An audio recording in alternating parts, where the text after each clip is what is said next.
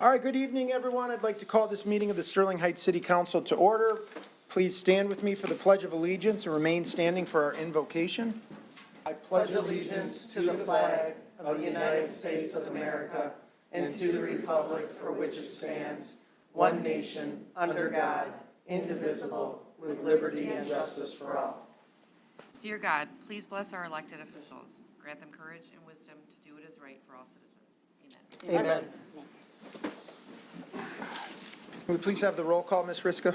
Mayor Taylor? Here. Mrs. Sarowski? Here. Mrs. Koski? Present. Mr. Radke? Present. Schmidt? Present. Mr. Yanas? Here. Yurko? Present. Council, we need approval of the agenda.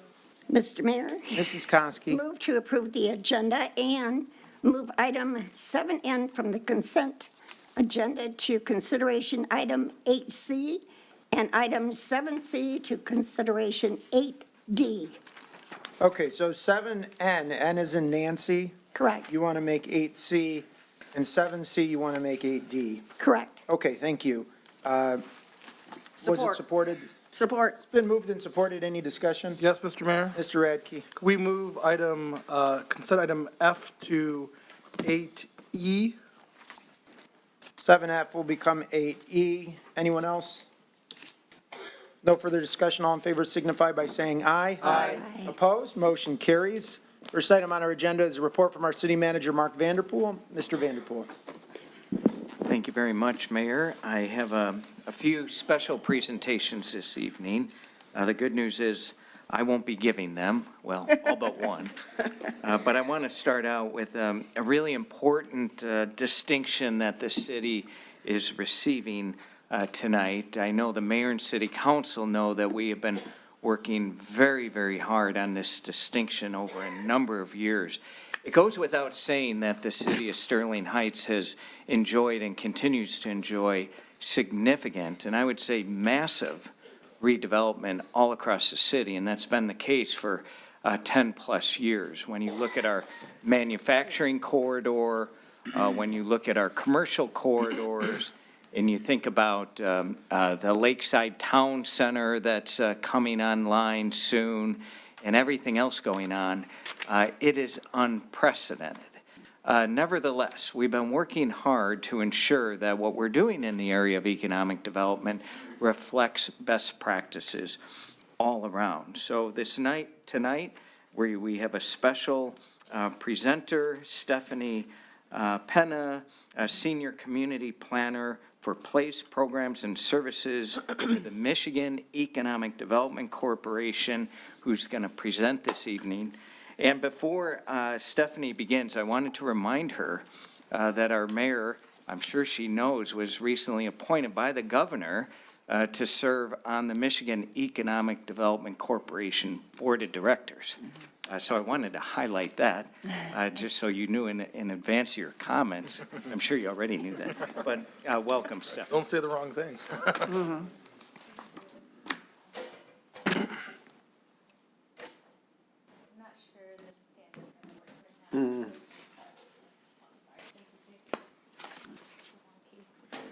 Congratulations, Mayor Taylor. Yes, this is a very exciting distinction, and I know a lot of my colleagues at the MEDC are very excited to come later this month to tour Sterling Heights more in person and get a little bit better understanding of the priority redevelopment sites within the community. But just to get started, thank you again, Mayor Taylor, City Manager Vanderpool, and City Council members for having me this evening. My name is Stephanie Peña. I am a community planner at the Michigan Economic Development Corporation, serving within our technical assistance team. So I'm very excited and honored to be able to celebrate along with you guys the designation achievement of reaching RRC certified status within the Redevelopment Ready Communities Initiative. So like mentioned, this is a volunteer initiative that works with Michigan communities to help streamline economic development, planning, and zoning practices in order to position the community to garner greater reinvestment in the future. The city of Sterling Heights engaged around 7 years ago, and then recently achieved designation back in June. So success in RRC varies tremendously. It's not simply reaching designation, but the processes of organizational change prior to that, such as increased municipal collaboration, process improvement, and increasing public-facing resources are achievements in themselves. And I could honestly say, through the tremendous work of many of your team, notably Mr. Jake Parcell, we have seen that the City of Sterling Heights has been extremely thoughtful of implementing the RRC toolkit, not simply sort of checking the boxes, but being cognizant of community buy-in, where the best practices could best fit the culture and systems in place within the community. So I am really excited that moving forward, the city will be able to take advantage of a variety of different benefits awarded specifically for certified communities, most notably access to our redevelopment services team. Jen Tucker will be coming down from the UP later this month, and they work with the community to sort of activate catalytic priority redevelopment sites. So they have a plethora of resources that they'll be able to disseminate within the community. Additionally, and I'm happy to take questions in this regard or happy to meet at a later point, RRC will continue to be a guiding framework moving in the background, just continuing to support community-driven plans that keep succession planning and transparency in mind. Thank you so much, and on behalf of the Michigan Economic Development Corporation, I'm really excited to congratulate you all on your designation.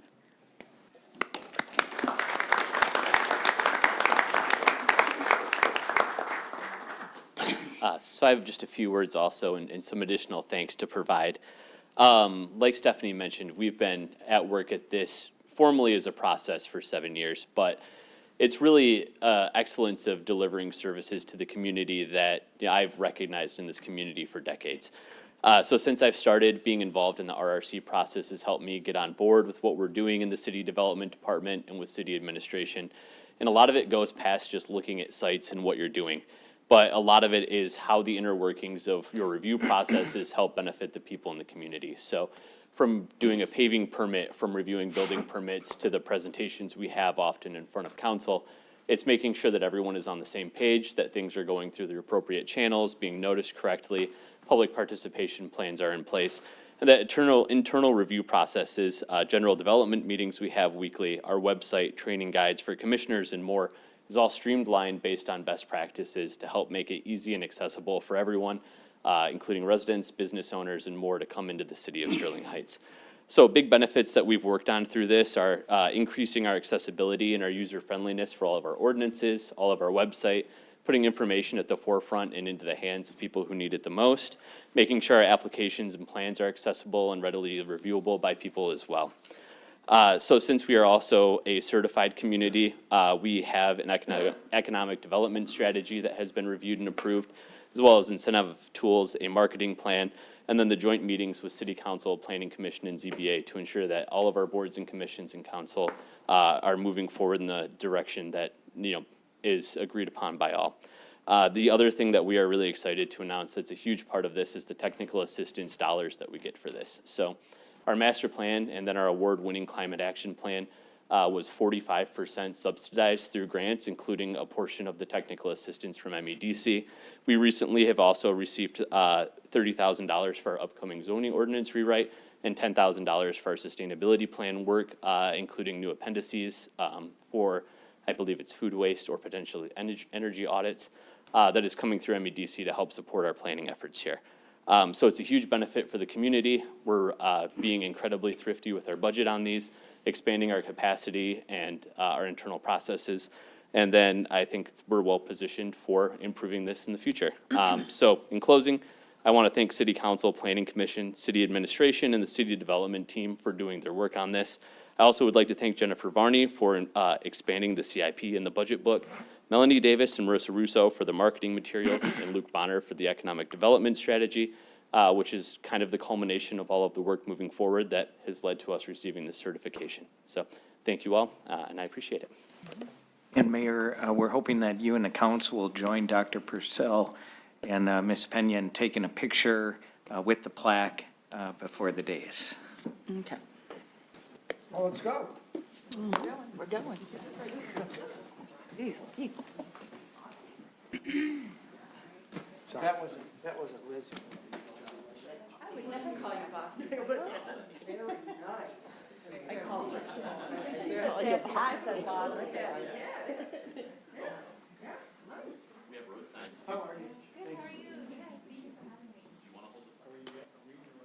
No, she's are like right in the middle.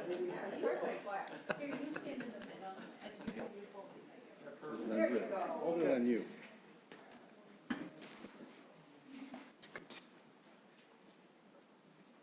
Great.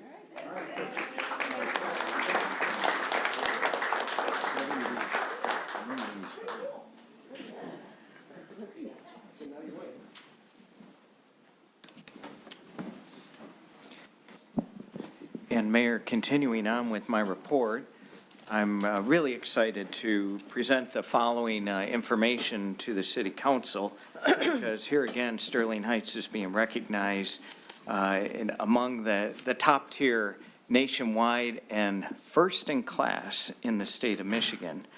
And let me talk a little bit about it, if I can draw your attention to the screen. I'm sure you've all heard of Wallet Hub. It's nationally recognized now. They provide free personal finance advice and different data and studies and so on. They analyze U.S. cities of various sizes and rank them according to a number of factors. I think probably everyone in the room has probably heard of this source, but in this case, they rank cities on affordability, the real estate market, and quality of life. And so I thought everyone would be interested to see, again, this is a nationwide study, where Sterling Heights ranks in this study. And it's number 1 in the state of Michigan and number 67 on home buyer affordability in the nation, which I thought was a pretty significant milestone. And let me drill down a little further on some of the analytics and metrics used in this study. First of all, here is the ranking. When you look at the cities in Michigan, the top 9, you can see there we are, Sterling Heights. Again, this is with respect to homeowner affordability in the city. Now, the affordability factors that they look at on affordability is housing affordability. And now we all know housing is really expensive, no doubt, all across the country, certainly in Michigan, and it is in Sterling Heights too. But comparatively speaking, we rank obviously very favorably. Cost of living, they look at, what does it cost in terms of taxes? We talk a lot about this. No one likes taxes. But in terms of affordability, Sterling Heights ranks very favorably on this metrics. And then when you look at the real estate market factors, market activity, we're a big city, 4th largest city in the state, arguably the 3rd. We'll figure that out in a few years. But there's a lot of housing transactions. There's turnover of housing. 10% of our housing stock turns over every year with new buyers, which is pretty remarkable. Pricing trends, foreclosure rates. We have a very low foreclosure rate in the city of Sterling Heights, and younger home ownership. It's important to note that our owner-occupied housing percentage in Sterling Heights, condos and single-family homes, is 76%. 76%, that's a high number, way above average in the metro area. So that obviously weighed in our favor in this study. And the fact that millennials are buying homes in Sterling Heights, that's really important. That is a signal of prosperity. You have to have younger ownership in addition to middle age and senior home ownership as well. Quality of life factors. You hear us talk about quality of life all the time in Sterling Heights.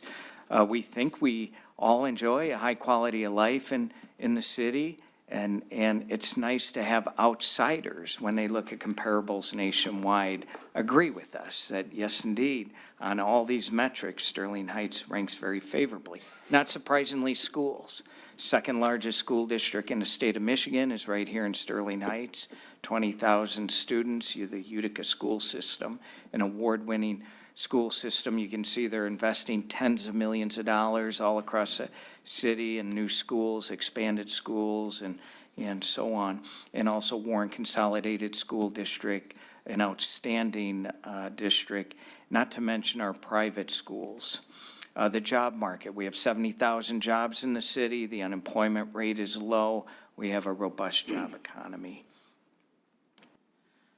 And so what does Wallet Hub say then? When, with our high level of affordability, key metric, paired with our high quality of life scores, Wallet Hub describes Sterling Heights as follows. I have to read this. I know you can see it on the screen. As close as you can get to the best of both worlds in the state of Michigan without sacrificing one for the other. It's one thing to listen to me say this. It's one thing to listen to the mayor and the city council. It's another to have an outside, unsolicited study confirm this. So how does all this happen? Is it just dumb luck? Or how does all this come together for a great city like Sterling Heights? And it's in large part because the city has reinvested in itself. City residents have chosen to reinvest in the community over the years, improving quality of life. And below are some examples, or in front of you, I should say. The voters chose the Safe Streets initiative, approved many years ago, to reinvest in public safety, to ensure that our city is one of the safest in the country, not only with police services, but with fire protection and EMS services. Recreating recreation, where we invested $50 million. The community reinvested $50 million in themselves in quality of life investments. And then most recently, Pathways of Play and Preservation, another $90 million investment in quality of life services that the community chose to reinvest in themselves citywide. All these investments have helped garner this distinction nationwide. And these are a lot of the quality of life images that you're seeing before you and actually experiencing them, living them, feeling them, touching them in real life. These are not concept plans, they're happening. They've already happened, with many more to come. So in Sterling Heights, it's everything young families want in a community, not to mention those of us that live here already, not to mention our long list of senior services that we provide as well, but affordable housing, diverse businesses, an award-winning best-in-class library, endless recreational activities and amenities, and as I already mentioned, outstanding school districts. But in addition to Wallet Hub, there's many other metrics and supporting data, and let me just read them off. We are ranked as the safest big city in Michigan, not by ourselves, we don't rank ourselves, but according to the FBI statistics. One of the safest large cities in the country, the safest large city in the state. Top 10 cities nationwide to the most hotel conversions to rentals. Some of you may know a hotel recently converted to workforce housing. It's now called The Block. It used to be a hotel, and we received a distinction for that. Cranes noted us as a housing market to watch in 2023, and our housing market continues to excel. We rank statewide in the bottom. This is a metric that you want to be in the bottom on, the bottom half for millage rates statewide. That's an important metric. We have very low debt for a city our size. In fact, that has resulted in a superior bond rating, a AA bond rating. That's our scorecard, that's our financial scorecard provided by others, including Standard & Poor's, Fitch, and the like. And high resident satisfaction based on community surveys. We have a community survey out right now to score how we're doing. We want to hear from residents. How are we doing on our service delivery? We do this every few years, and that's out on the street right now. Some of you may have already received it. It's statistically valid and scientific, so not everyone gets that survey. So why is all of this important? Why am I even talking about it? Well, it's important if we as a community are going to continue to grow and prosper. It's critically important, and that's why the mayor and city council and administration have developed these visionary plans, Visioning 2030, Visioning Now 2040. What's the city we want to look like, have in 2040, and how do we now start implementing the action plan to have that community in 2040? And so SEMCOG, which is the Southeastern Michigan Council of Government, projects that we're going to grow by 10,000 people over the ensuing years, taking us up to about 145,000. How do you plan for that? We have to have smart growth processes underway. We have to keep building single-family homes. We want to keep that owner-occupied percentage high, but we also have to provide for those who can't buy a single-family home. So is it working? Here's a testimonial that the mayor and council just received from a resident, and we get these rather frequently, and it's part of our Look No Further campaign. And this was unsolicited, and let me just read it if you don't mind. My husband and I moved 4 years ago to a community we wanted to raise our kids in. Although we didn't move far, the difference has been tremendous. The city has provided so many opportunities for me to participate in activities with my son.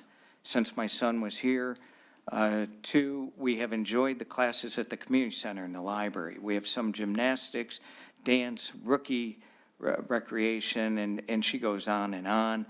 We participate in the toddler reading programs and events at the library. I'm a teacher, so I enjoy our summers here at the community.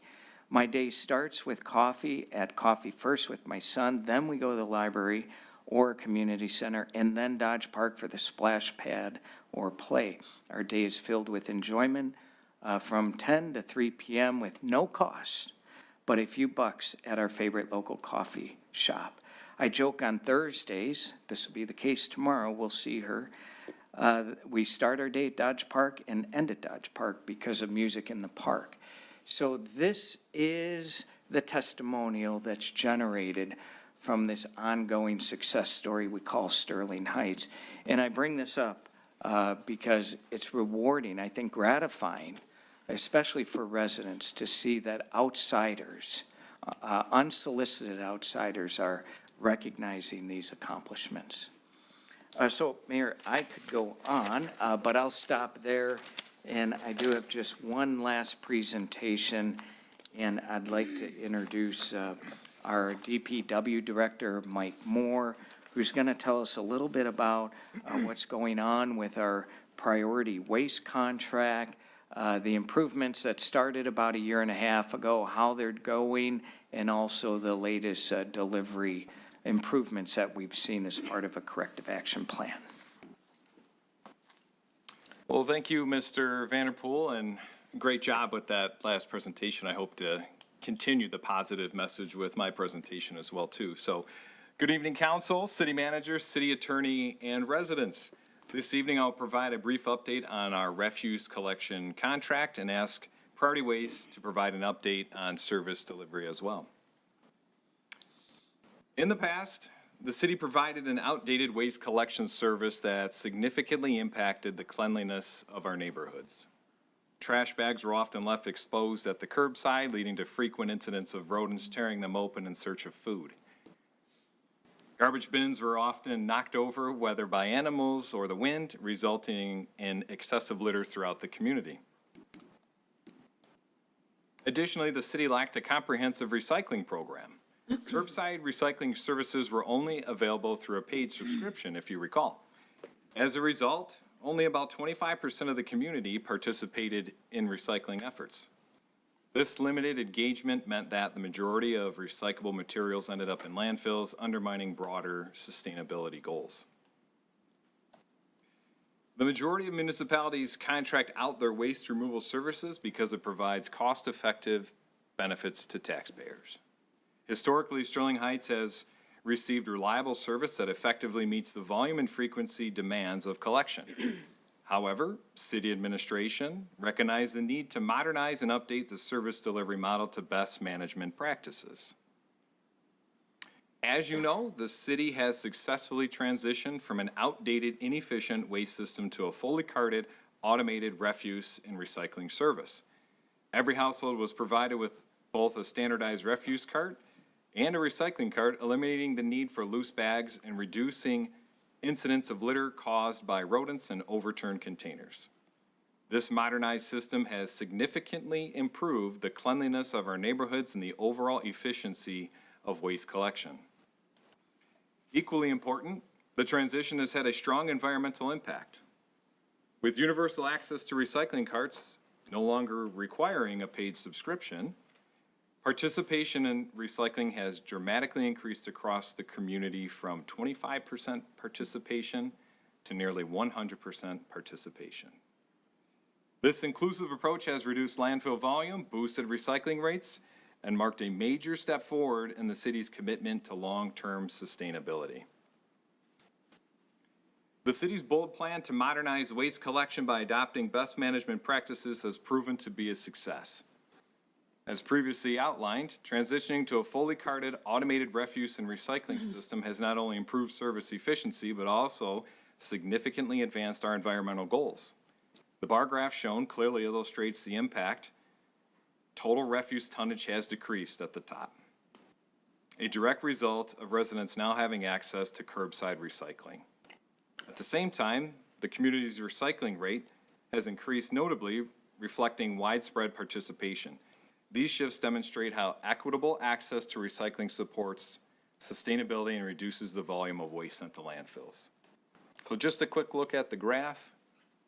You can see in orange is the previous model of collection, refuse collection volumes to landfills much higher, and our new model much lower. And that's a result of recycling now in blue this year being much higher. During the first year of the contract, Priority Waste demonstrated exceptional efficiency, successfully collecting 99.9% of curbside materials on schedule. With the acquisition of the GFL sector in Southeast Michigan, there were some ancillary impacts on Sterling Heights residents over the summer. Nevertheless, as illustrated by this pie chart, Priority Waste maintained strong performance, servicing 99.7% of stops on time during the past quarter. Recent adjustments and course corrections have led to significant improvements in service quality within Sterling Heights over the past few weeks, as Priority has finished on schedule for 3 weeks straight. So if we take a closer look at this chart, the key factor here is 99.7% of the stops were serviced on time. So 2025, quarter two, there was roughly 2.4 million service stops for Priority Waste. So if we break that down, serviced on time, 2.3 million stops were serviced on time in that quarter. 8,437 Priority Waste returned the following morning to service. So an approximate efficiency of 99.7%, up 2.369 million stops serviced on schedule.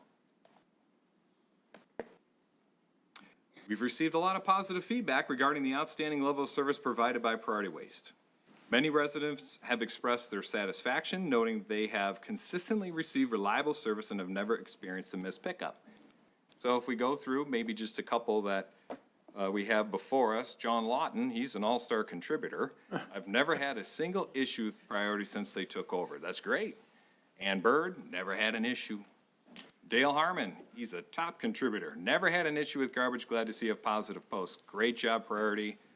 All done by 12:30 on my side of the city. So some great positive feedback here. We haven't had any issues. The workers I encountered have been great. At the same time, We also understand the frustration that rises when waste is not collected on time. Residents have every right to expect timely and dependable service, and we recognize the importance of meeting that expectation.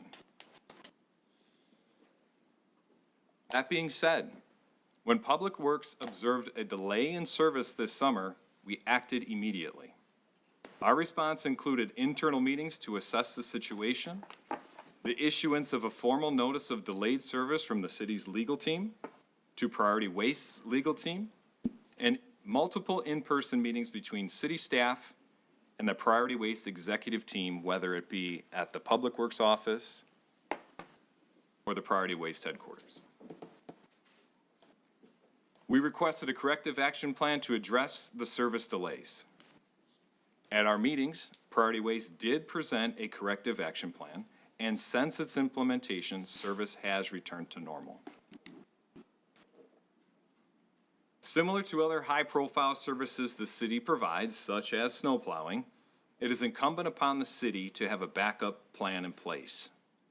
Our team has been actively meeting with other vendors and neighboring municipalities to develop a contingency plan, whether through contracted services or mutual aid agreements. Best management practices always warrant contingency plans, and that is what we are working on. At this time, I would like to introduce Todd Stamper, the CEO of Priority Waste, or Dan Vinay, the Vice President of Municipal Sales, to further discuss the recent delays in service this summer and their plan to keep Sterling Heights serviced on time.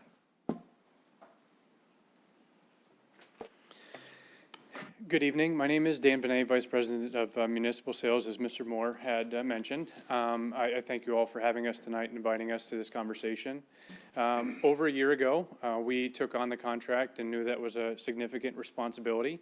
Not one day do we lay our heads down thinking that we did as best as we could. We know that there's always room for improvement on any day that we're out in the field. With as many touches, interactions that we have with the members of public, we know that there's always room to make it more efficient, provide more education, be a better partner, and take on the responsibility in even higher standard.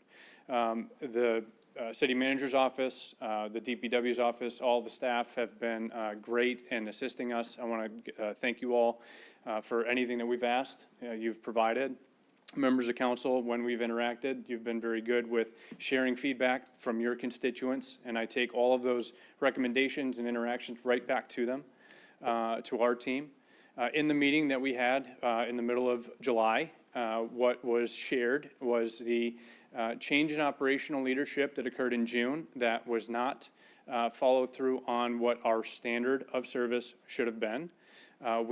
Todd worked diligently to correct that with our operational CEO or COO to get that right, return assets, get the proper number of vehicles, everything back to the city to get it back to the standard.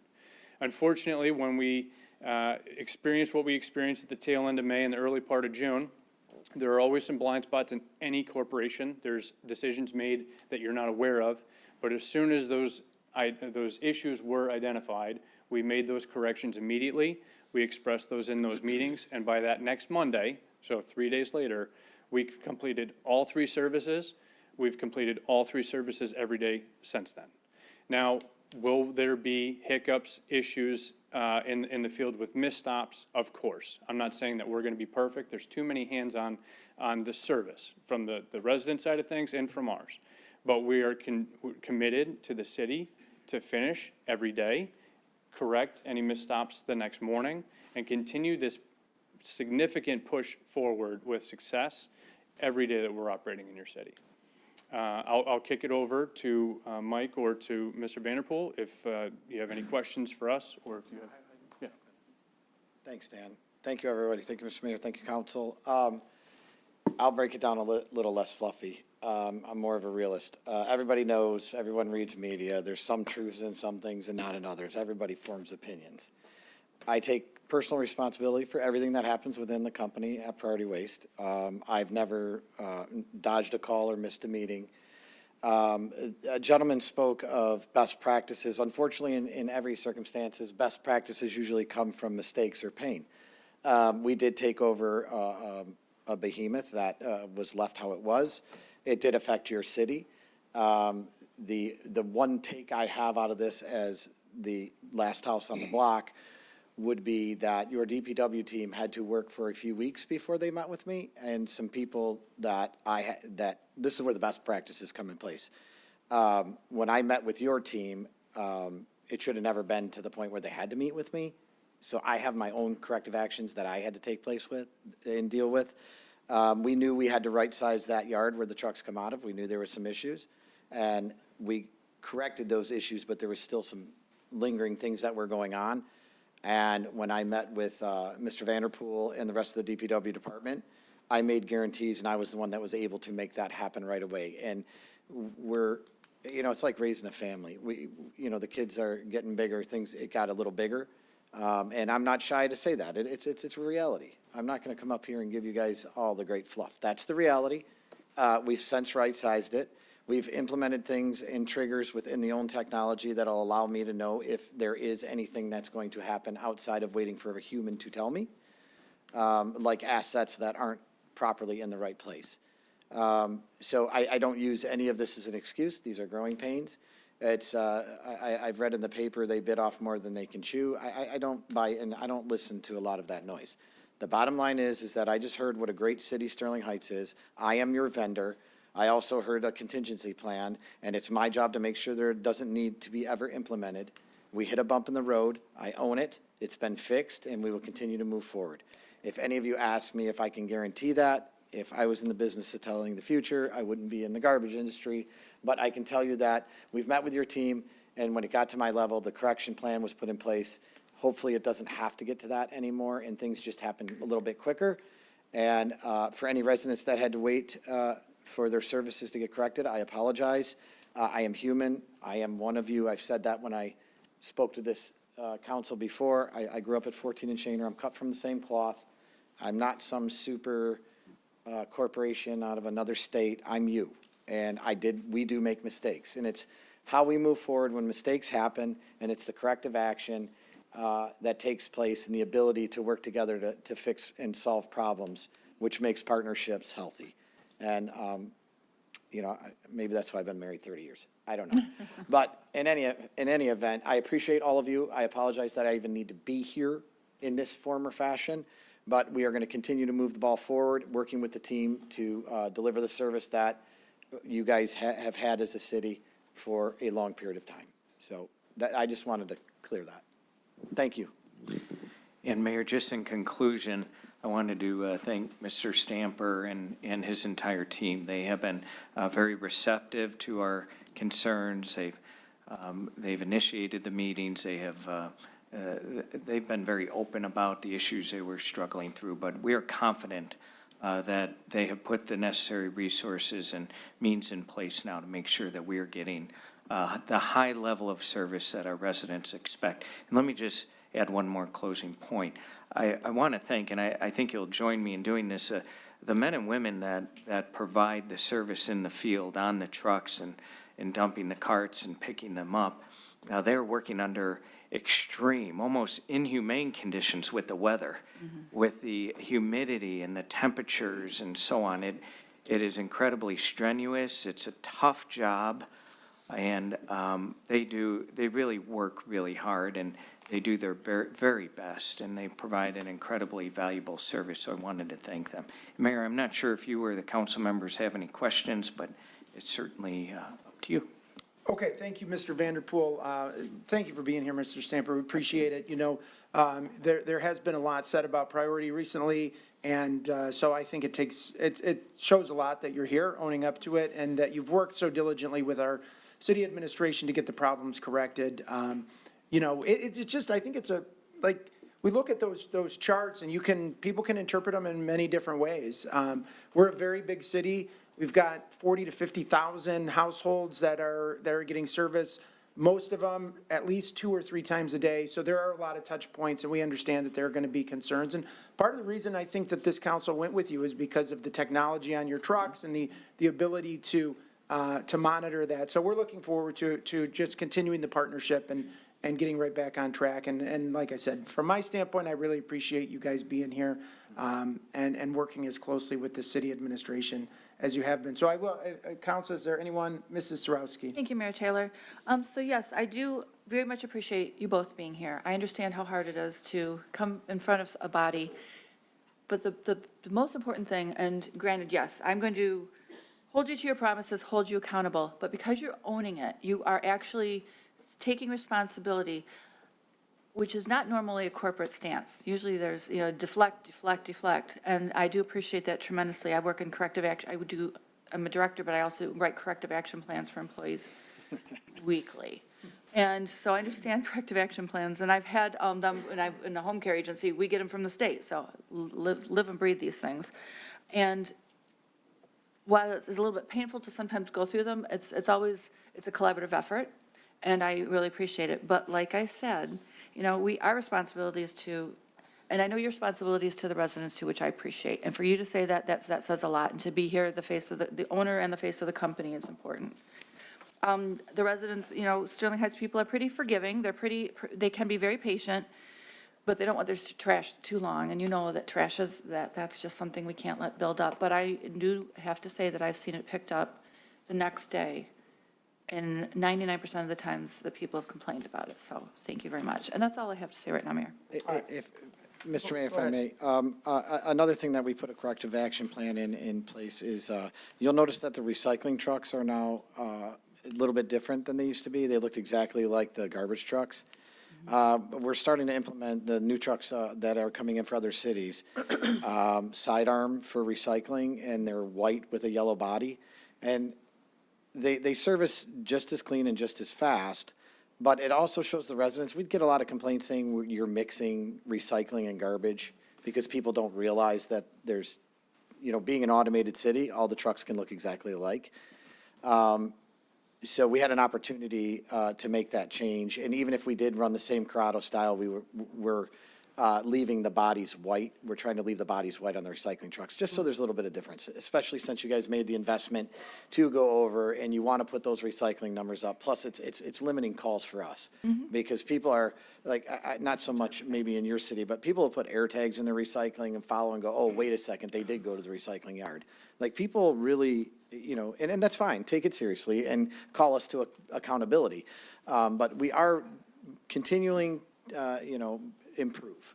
So it's not just here's this and that's the way it's going to be.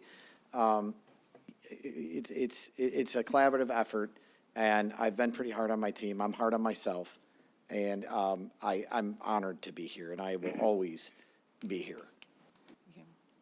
All right, thank you. Council, anyone else? Mrs. Schmidt? Mayor Taylor, thank you. Just a couple of comments. First of all, I appreciate not only your team, but our team and all that you have done together to collaborate, to find a solution, to what's been going on. I can personally say I have never had an issue. And some people may say that's because of, you're on city council. I don't think your folks know who I am or where I live. I have no idea where any of you live. I can say that I have never had an issue. However, I know others have. Yes, they have. And it's something that we need to address, and we have addressed. And I appreciate the efforts since meeting with our staff. I kind of felt like when we signed our contract with you, and then not too far after you acquired GFL, and then I felt like we kind of got put on the back burner because of this big acquisition. And kind of felt like the stepchild for a little bit, and I know that wasn't your intention, but you guys really did take on a huge, project. And, I know that when we signed the contract, we talked about the conditions of the trucks, and we weren't seeing what was told to us when we signed the contract, and now we're starting to see those new trucks and the better trucks in our neighborhoods. I appreciate that as well. I think it's going to take time. I also think some of our residents still don't understand what containers we accept and what we don't. And and that you can't still put black garbage bags next to the containers.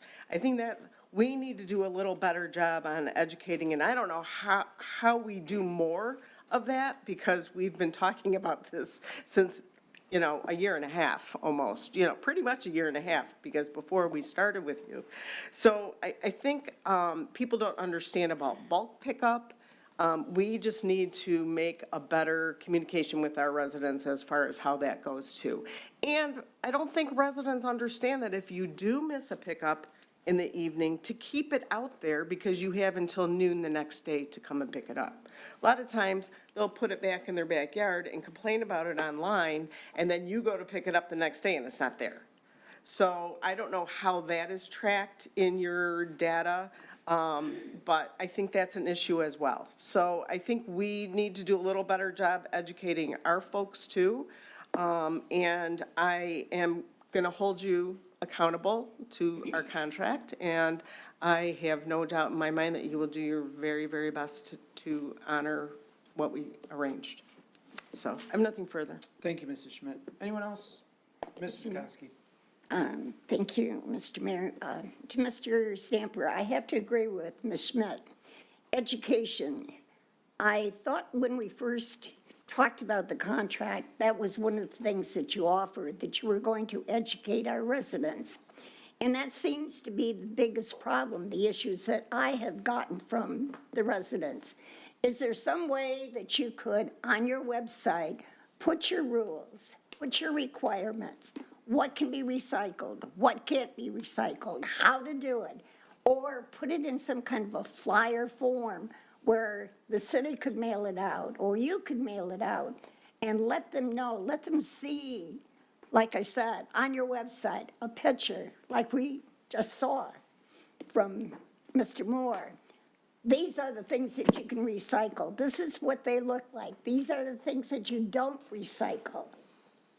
And send that message so that they can go back and refer to that and learn what is required, what isn't required. Give them the rules. So maybe that will help cut down on some of the problems that we're dealing with.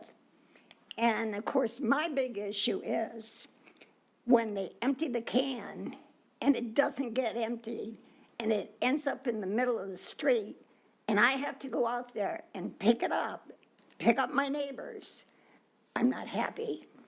So I don't know how you handle that, other than to educate your drivers that when you put the cart back, try to keep it upright. Try to get it out of the middle of the road. And if you see that some of it's spilled, especially glass, stop, please, and clean it up.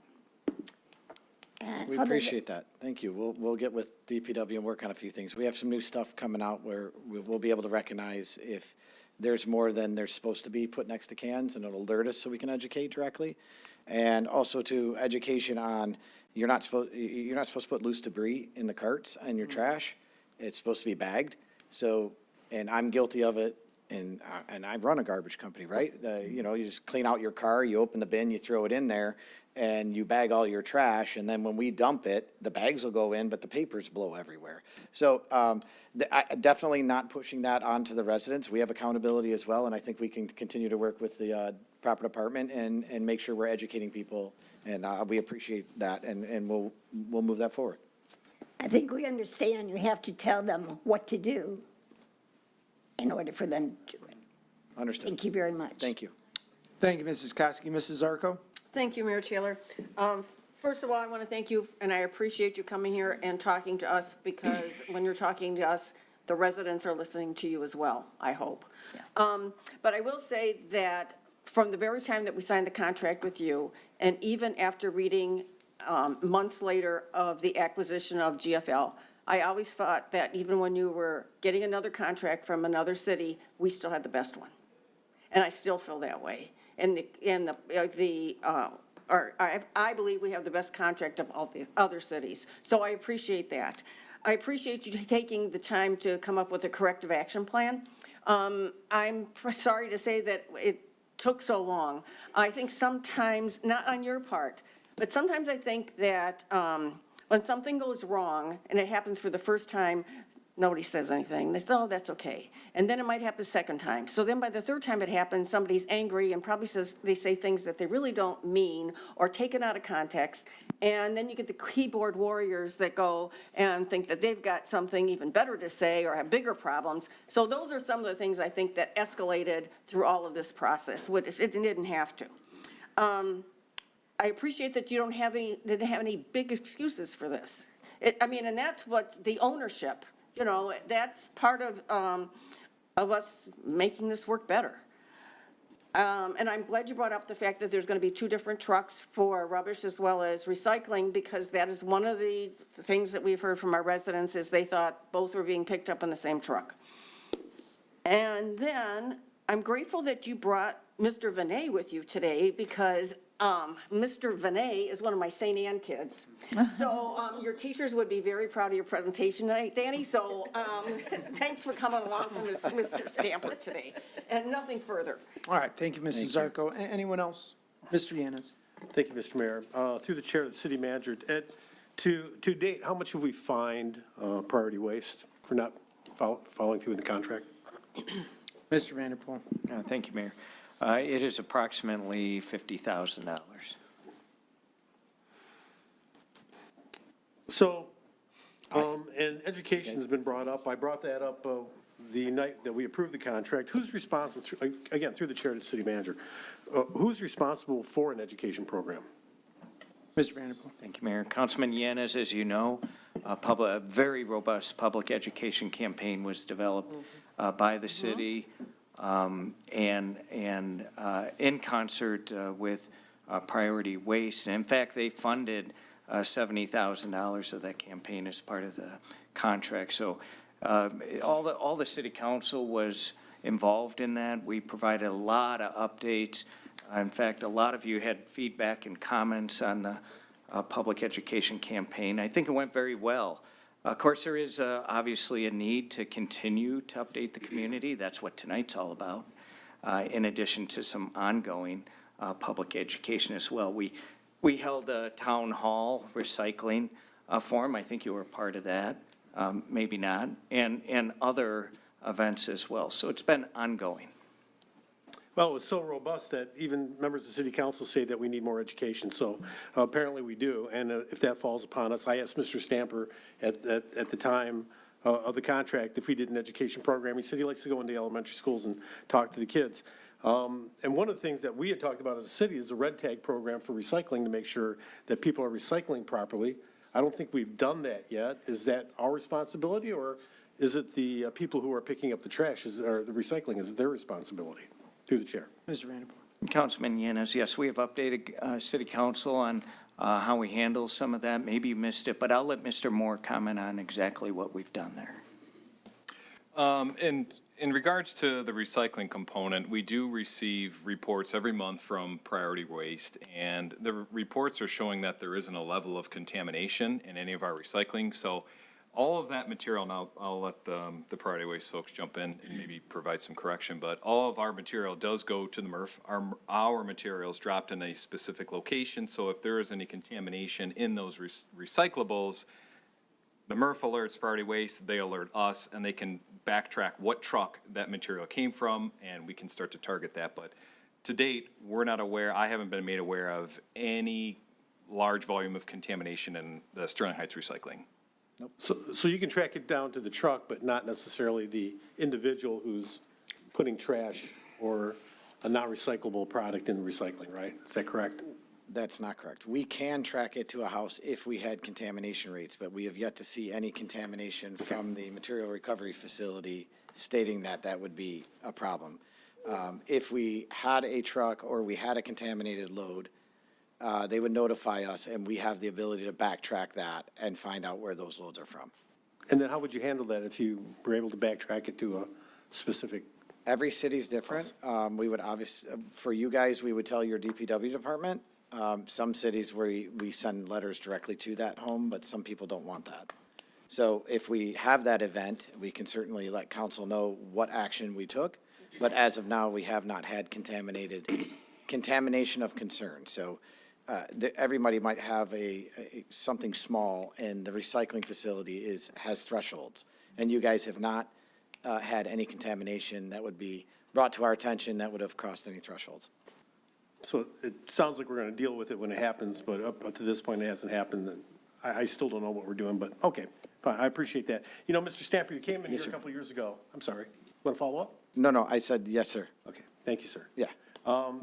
You know, you came in here a couple of years ago for this contract, really hot. You came in hot. You and your team came in real hot, talking about a lot of technology, and you were disruptors in the service.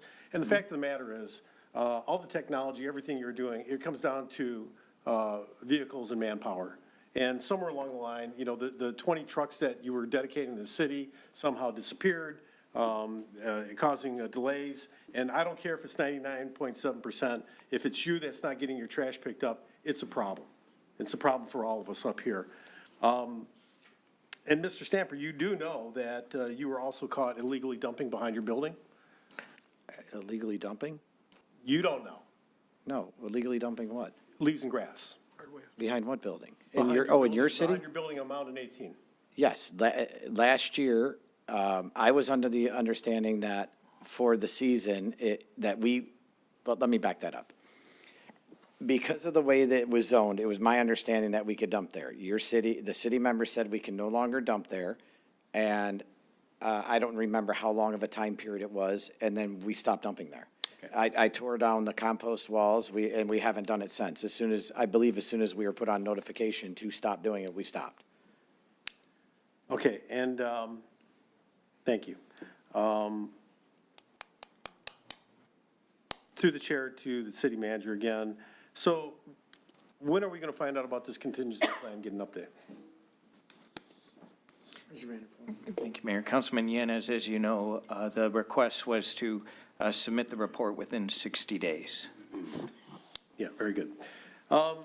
Stamper, I thank you for being here. I thank you for being upfront and honest about it. I supported this contract. Others on this council didn't. I wanted to save the taxpayers $23 million, but, and I hope we don't ever have to do this again, but the trash has to get picked up. And people has to be satisfied with their service. They're paying their taxes. They need to be satisfied with their service. We're relying on you to do that. And if you can't, we need to engage not only the contingency plan. Oh, let me ask, through the chair to the city attorney, did Priority Waste violate the contract at all? Mr. Koszybski. Well, Councilman Yanez, yes, that's one of the reasons we find them. And what is our out in the contract? What do you call it, separation? At what point can we get out of the contract if this is to happen again or something like this? How do we get out of the contract? Mr. Koszybski. Council can terminate the contract based on a certain number of violations in a year. Okay, very good. Thank you very much. Thank you, Mr. Stamper. That's all I have, Mr. Mayor. Mr. Radke. Yes, just briefly, Mr. Mayor.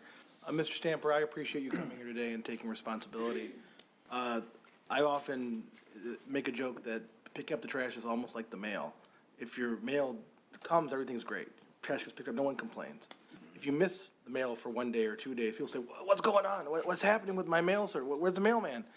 And I think that's what has developed in Sterling Heights this summer. Now, I think this last week has been much improved. I think the week before that was improving. My father is one of the people who didn't get his trash picked up. So I got to hear an earful from my dad, which I'm sure everybody understands that. I'm sorry. But more than that, I was out knocking in the neighborhoods when your trucks were going till 10 o'clock at night, trying to make their pickups. And, you know, as a resident, we have hours established when we want the trash to be picked up. And at 9:45 at night, rushing through the neighborhoods to try to finish up is not the way to do it. Now, I haven't seen that recently. I think we've seen some improvements, and I hope those improvements continue. Because at the end of the day, the trash has to be picked up. People rely on it, and they take it very seriously. Again, it's something that if everything's going well, you won't hear a word. And if it goes bad, it's the end times. So I'm hopeful that we can work together. I'm sure our DPW is monitoring it. You seem to have taken the reins here and really done some things, and I appreciate that. The trash has to get picked up. The one question I had was, the follow on to some of what Mr. Yanez said was talking about the AI on the trucks and the cameras and how we can better understand our waste stream and also make it better, essentially. One thing that I have concerns about is contamination. You say that we haven't risen to that level, but I think that other cities, I know that, I want to say it's Rochester Hills and other ones, they really do monitor their recycling, and they try to encourage residents to not hopeful recycle. My dad does this, where he wants to put things that probably aren't recyclable, but he hopes could be recyclable in the bin. And I think that it doesn't come from a bad place. He's not trying to snooker anybody. But he's like, well, that should be recyclable. And I'm like, Dad, you can't put hangers. You can't put things that are not recyclable in there. So it's some of education. I think that's contingent upon you and us. And I'm hopeful that we can get together, all the minds in this room, and maybe do some more education around recycling. Seeing the report that says that the recycling has increased dramatically shows the efforts, right? At the end of the day, though, there are still some unhappy people, and some people aren't following the rules, and I can't cure that unhappiness. But sometimes, for example, as Deanna said, if trash is being left in the street, or it's not being fully dumped, or if, we get weird complaints sometimes about trash cans getting left in the middle of the driveways, it's something stupid. And it often can be corrected, but it's just that kind of thing is what the residents are concerned about. So I'm hopeful about that, and I'm hopeful about, and I'll ask you about this, about we were promised real AI improvements as part of the camera system on the trucks and the routing. And how are those being implemented? Are they being implemented, and how could they be further implemented to improve our trash stream? Through the chair to Mr. Stamper. So, great question. The way recycling works right now, and I'm not trying to minimize it, we have other cities that are, it's bad, right? It's just bad. And the folks won't recycle. For the few problems that you may be seeing, or the people that don't want to do it, the amount of recycling that Sterling Heights is doing is, it's not normal, right? I'm not saying stop. I'm just saying that to never have a contaminated load out of a city is not normal. So, we have the capabilities to backtrack and to check what is being thrown away, but we have not seen anything. And it may be because, although some residents weren't happy that you went to the system, I think the majority, being 70% or more, were happy to have that and are embracing it. And if we saw that there was any contamination, there's always going to be a coat hanger. That's why at the MRFs it's dumped on the floor and they have a couple guys. They can tell really quick if it's contaminated, because it's very frustrating when a recycling truck can pick up, let's say, 1,000 houses worth of material, and literally 3 houses can spoil what 997 did. We're not seeing that in your city. We would be sounding the alarm, and we would sound the alarm because we get charged contamination fees that you don't pay for. So if I start getting charged for, and the threshold's 10%, if we started getting contamination charges, we would immediately be coming to you guys saying, hey, we really got to work on this. We're not seeing that. We haven't been charged contamination fees for any of your loads to date, and I'm not sure what the anomaly is, but we haven't seen it yet. And I'd be the first to tell you, because we spent a lot of money, and you guys spent, your citizens spent a lot of money. We spent a lot of money on the trucks and, everything that goes with it to provide a service. And if they weren't doing what they were supposed to be doing and it was costing us money, we would be certainly in front of you, or at least in front of the DPW, saying, guys, we got a problem. We just haven't seen that in your community. Well, that's the biggest concern. We get the calls, and I actually really appreciate the idea of either labeling the trucks differently or making them look different for recycling versus general refuse, because I'm sure I get those calls, I'm sure my colleagues do too, that, oh, they're putting in the same truck. And occasionally, something bad will happen. I know that It probably does. Yeah, There's humans still well, in the back. I've spoken to the mayor of Utica, and there was a problem there some time ago. But at the same time, the mistakes are made. What we're trying to do is prevent future mistakes and make sure the residents know that their recycling is being brought to a recycling center, that they're not just all going to one truck, that they're not paying for a service that isn't being delivered. Something that I'm very big on is ensuring that is. And I know that you produce, I believe, receipts to show that you dropped them off at the MRF. And Absolutely. Absolutely. So for us. And we can, Mr. Councilman, we can also, if we had a call and one of our employees put or picked up the wrong can, we are backtracking that video and going right to training. And we actually go as far as writing them up. One time, hey, I get it, you're trying to go fast, whatever. Second time, write up, third time, and it can, and we have terminated employees for consistently doing that. It's, you guys are paying for it. We believe in it. We want to do it right. But again, we haven't seen a systemic or any type of issue lingering in Sterling Heights. Okay, and again, that goes to what we're talking about.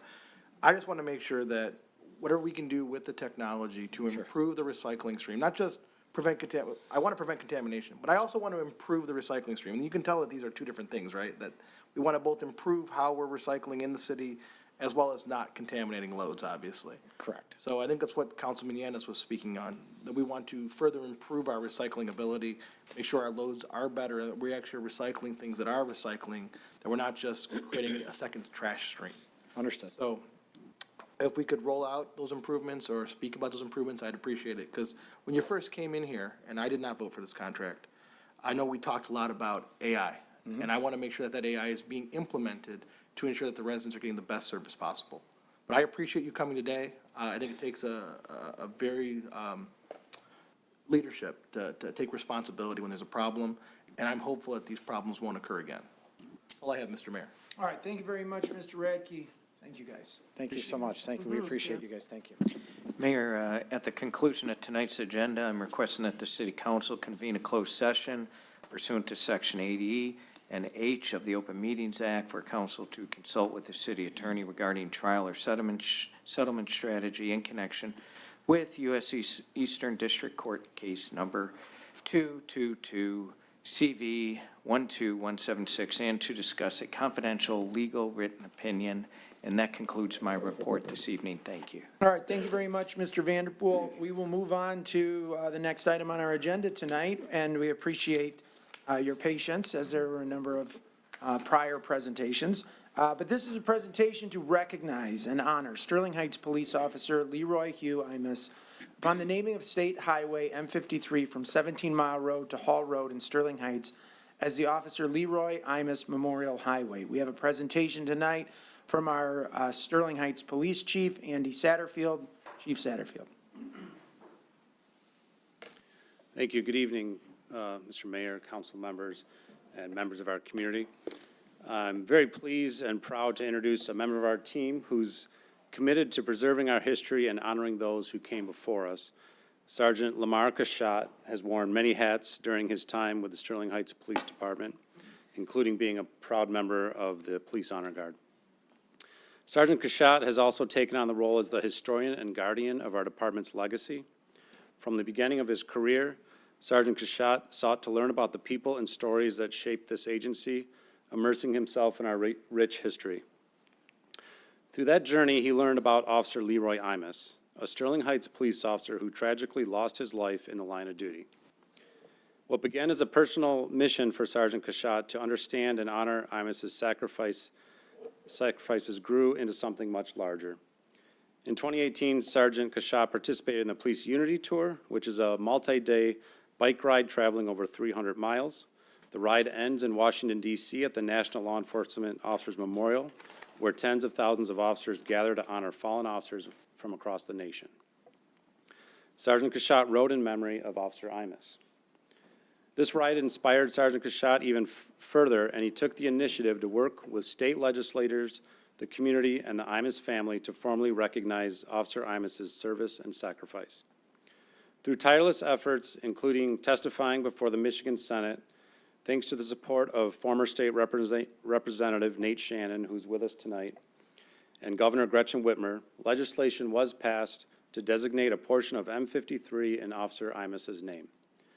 Thanks to the generosity of our local business partners, with no tax dollars being used, commemorative signs have now been placed along M53 as a permanent reminder of Officer Imus's dedication to this community.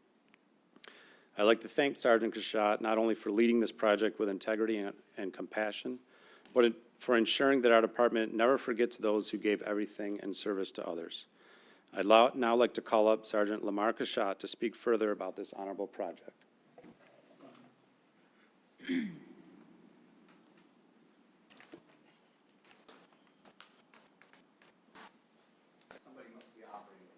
I've been.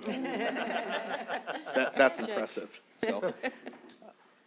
Thank you, Chief Satterfield, for that generous introduction. City Council, Mr. Vanderpool, Mr. Mayor, Mr. Koszewski, our Assistant City Managers, Dale Georgikowski, Mrs. Haley Bradley, thank you for being here today.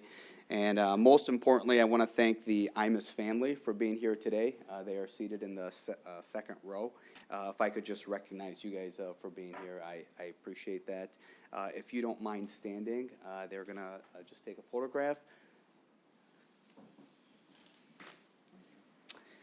I also want to recognize some are coming from Ohio, and then we have some of our watchers, the Imus family from Traverse City. So thank you all for being here. Miss Nancy Imus, she is Leroy Imus's wife. So thank you for being here. I know how busy this is, and I appreciate you guys giving me the green light to conduct this project. So thank you.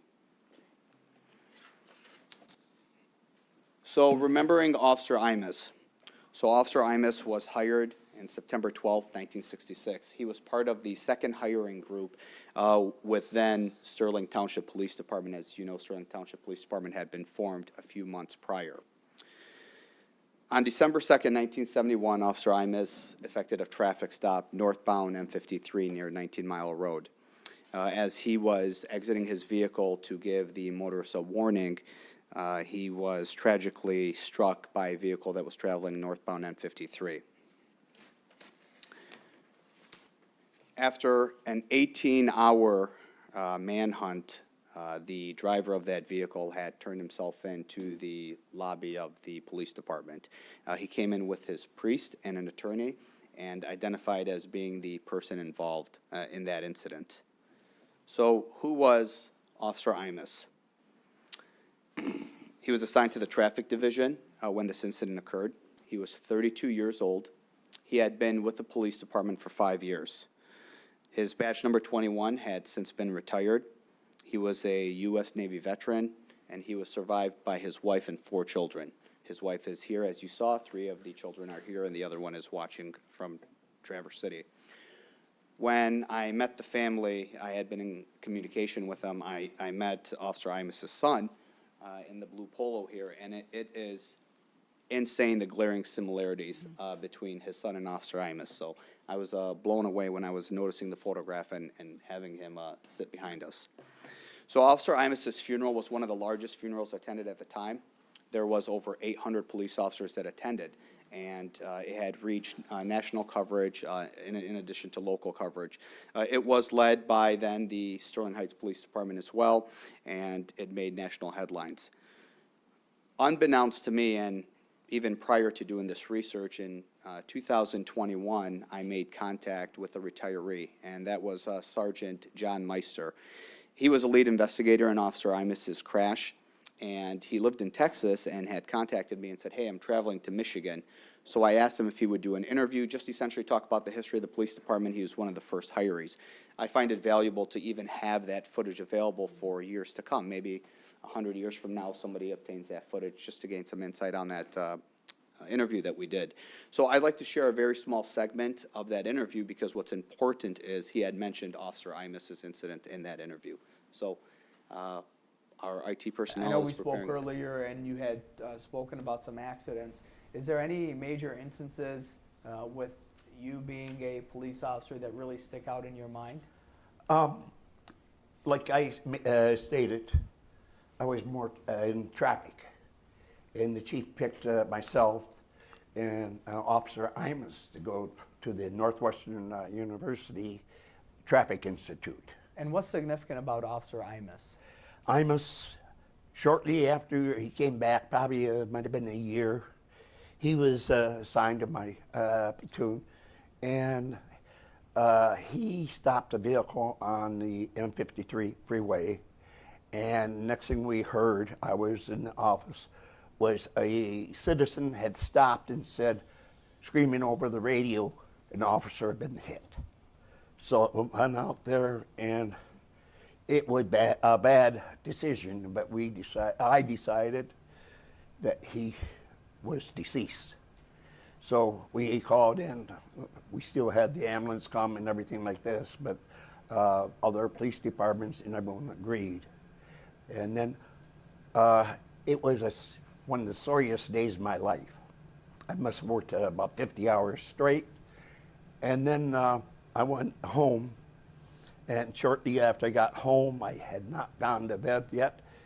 They called me back and they said that a attorney and a priest had the person in custody that caused the hit and run accident with Officer Imus. And you were the lead investigator for that incident? Yes, I was. So again, having done that interview, gained even more drive to continue this project. So the following year, the city of Sterling Heights dedicated Imus Memorial Park. Leading into that continued dedications, you would see the Officer Down Memorial page presented Officer Imus' story. Now, the National Law Enforcement Memorial Wall that stands in Washington, D.C. lists all the officers that have been deceased and any officers that continue to be located, whether they find out, years past that they had died in the line of duty. They go on this wall. What's very important about this wall is the World War II Memorial Wall, Vietnam, all these wars that these names are inscribed on, there's no more additions to them. This memorial wall will continue to have additions. It does not stop. Every year we lose officers in the line of duty. So what's significant about this wall is that we will continue to add for years to come. In 2018, myself, Officer Scott Demink, who's actually here, he's one of the members of the Honor Guard, and Sergeant Leonard participated in the 2018 Police Unity Tour in memory of Officer Imus, a 300-mile bike ride from New Jersey to Washington, D.C. What's even more impressive is in 2025, this year, retired Chief Tom Combs of the Southgate Police Department participated in the Police Unity Tour in memory of Officer Imus. Again, continued memorials would then come to fruition. In 2022, the life statue that was approved by this council in memory of Officer Imus was erected, and modifications to the park were then made. So why are we here? In 2022, I began making phone calls to figure out how we can rename M53 in memory of Officer Imus. I originally thought I could just call the DPW and they would throw a sign up on the expressway. I quickly learned that that couldn't be any further from the truth. So in working various phone trees, I was able to make contact with State Representative Nate Shannon and explain to him what I was trying to do. It was with absolute zero hesitation that he agreed to charter and sponsor this bill with me. He was absolutely amazing to work with, continued to follow up, and testimony was given in 2024. I will allow Mr. Shannon to speak on that. So, following that, it was signed into bill, naming the portion of M53 in Macomb County beginning at the intersection of 18 Mile Road and continuing north on the interchange of Hall Road to be known as Officer Leroy Imus Memorial Highway. What's even more impressive is that there is an addition, second sign that is on southbound M53 north of Hall Road. So anybody leaving Sterling Heights or coming into Sterling Heights will see the sign. So originally the sign was posted, as you see here, and if you recognize it, this is near Van Dyke and 17. It was then posted correctly right north of 18 Mile Road. And what's significant is this is in very close proximity to where Officer Imus had been struck.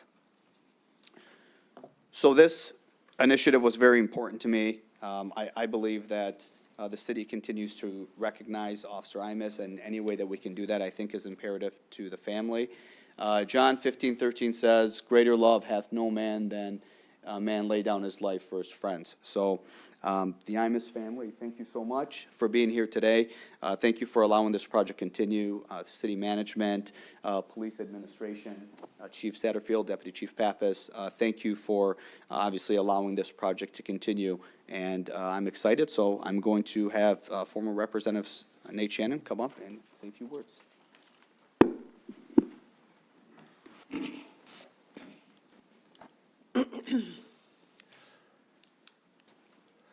Good evening, Mayor, City Council, Mr. Vanderpool, and Mr. Koszubski. Before I go into my prepared remarks, I do want to kind of talk about why it was located initially at 17 Mile and then moved to the more appropriate place at 18 Mile.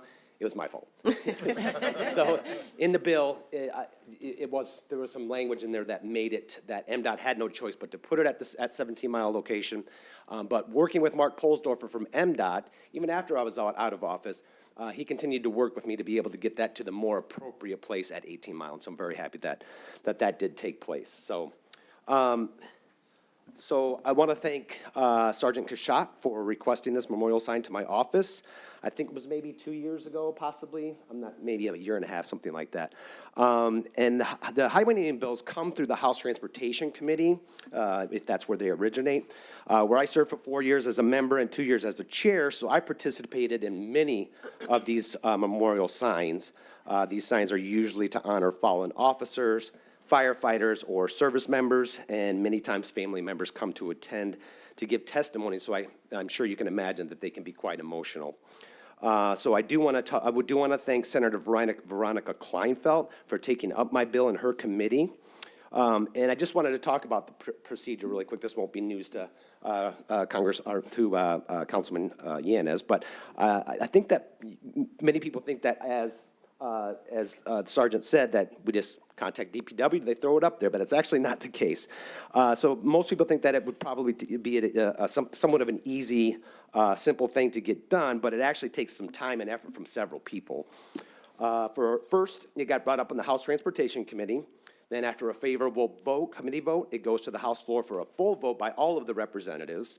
And then next it needs to go over into the other chamber. So it goes to a committee in the Senate. And if it's passed favorably there, it goes to the Senate chamber for a full Senate vote. Then it went to the governor's desk for her signature. So it is a process, and it took some time. This wasn't an overnight thing. So finally, we had to raise the money to purchase the sign. So I did want to thank a few people in organizations that donated. So first recognize Sterling Heights Economic Development Director Luke Bonner. Also Martin Manna from the Chaldean Community Foundation, and of course, Dino and Rocco from Utica Van Dyke Towing, and then the Sterling Heights Police Officers Honor Guard. So thank you for your donation. I'm sorry, and then Kuka Systems also. So thank you for your donation to purchase the sign. So with all those steps completed, this is why we're here tonight. To close, I want to say I'm proud to have been a part of the naming of this portion of State Highway M53, Officer Leroy Imus Memorial Highway. So thank you very much for allowing me to speak, and thank you so much.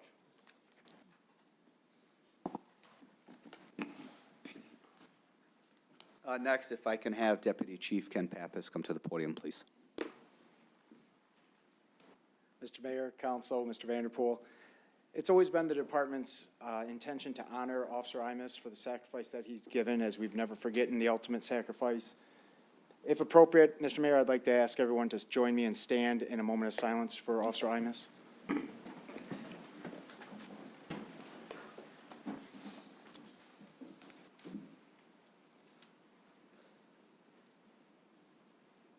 Thank you. At this time, we'll do the unveiling of the Officer Imus Memorial.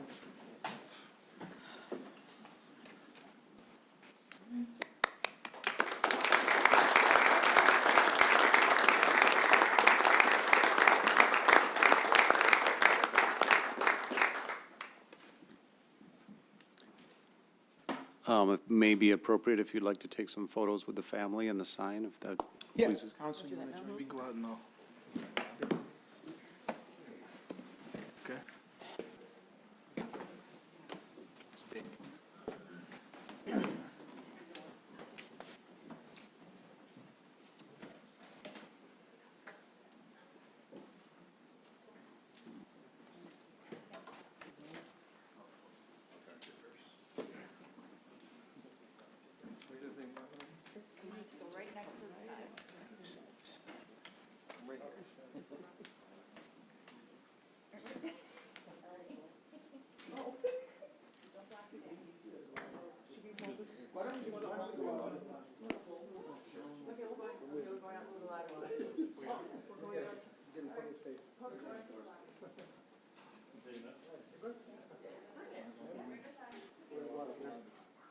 where are we going? To the lobby. Right there. A little bit more room for the picture.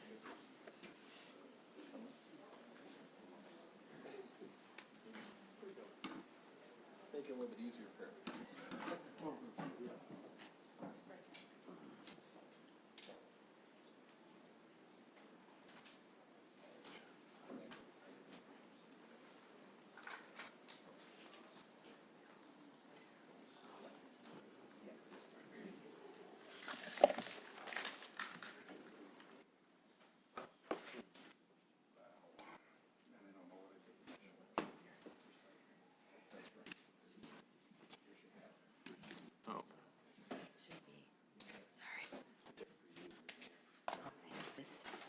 When I was sitting there, I'm like, what if it disappears? That's why. Something to Nate, though. So hopefully the clicker. It's just in case. They have to come and talk. Or do we want to pull up the other thing in case? Back to the slide, Oh, no, Dan. Oh. I didn't know it was up on the screen. It was mine for 30 years. A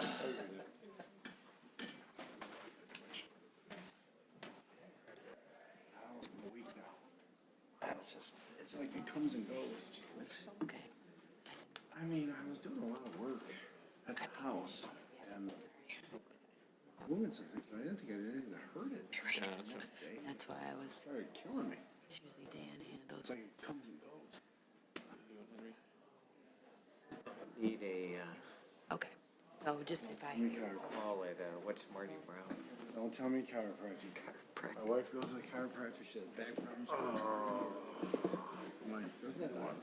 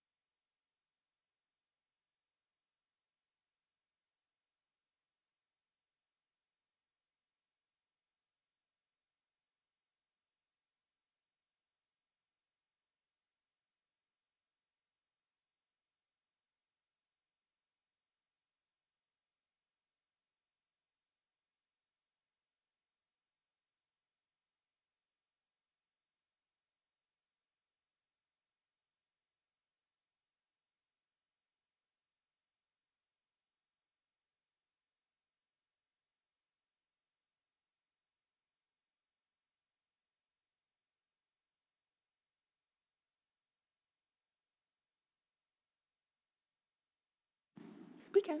Okay, council, we do have a suggested action. Mayor Taylor?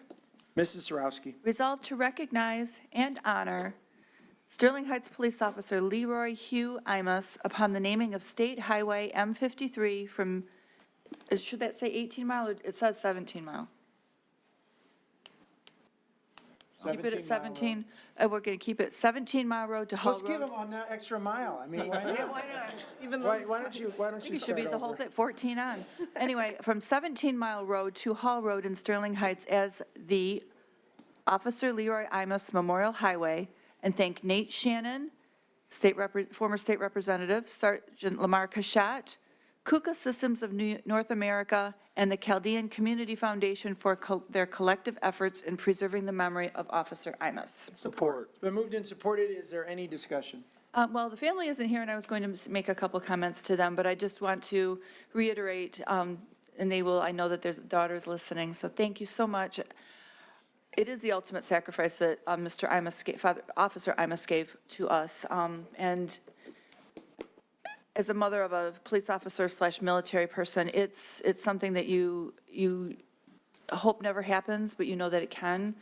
And the bravery that the family exhibits through their entire lives, before and after any type of incident, is amazing. And I just want to honor them and thank them for their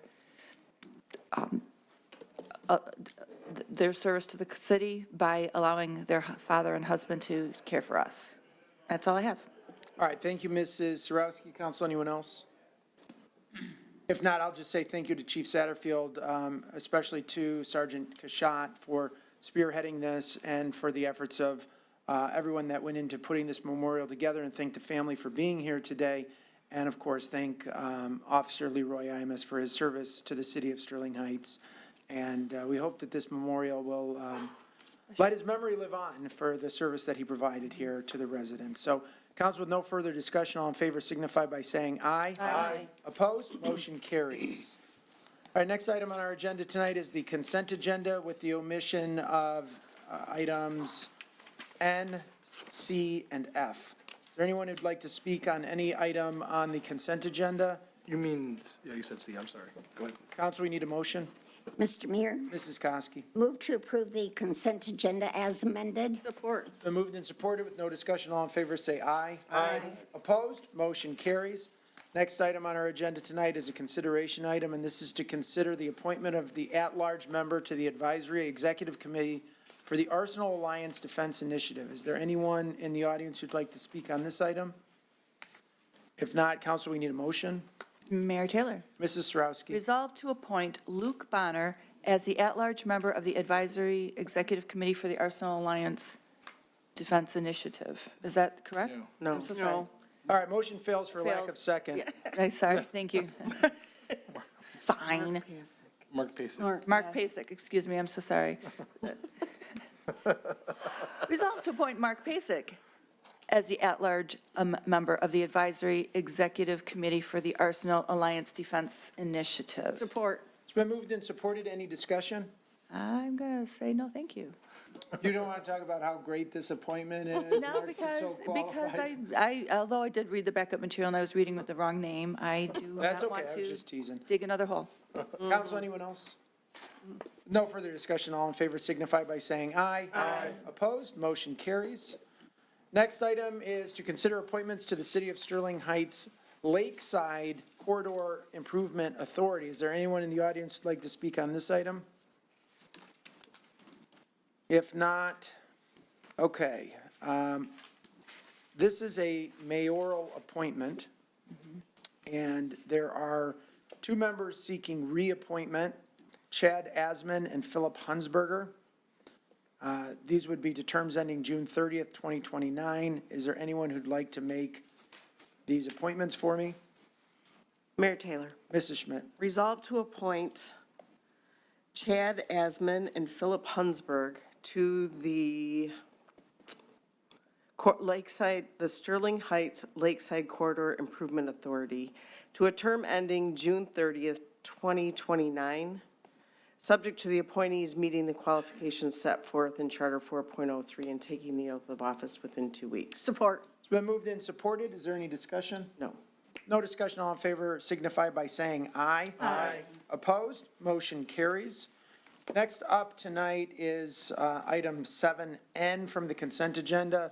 This is to adopt a resolution authorizing issuance of limited tax general obligation capital improvement bonds, Series 2025, and in the not to exceed amount of $42 million. Is there anyone in the audience who'd like to speak on this item? Actually, first, what we'll do is have a presentation, and then I'll call you up, okay, Ms. Nayas? Ms. Varney, a brief presentation. Thank you, Mr. Mayor. Good evening, City Council, residents, Mr. Mayor, Mr. Koszewski, and Mr. Vanderpool. I'd just like to introduce some other members of our team tonight. Issuing bonds is a team effort, so Mr. Nick Mackey, the Assistant Finance Director, is heavily involved in this process. And we also have Pat McGow from our bond counsel, Miller Canfield, and not here tonight is also our bond advisor, PFM. So I do have a small presentation. So tonight before you, the bond resolution, this is the final step in issuing the bonds related to the pathway and preservation millage.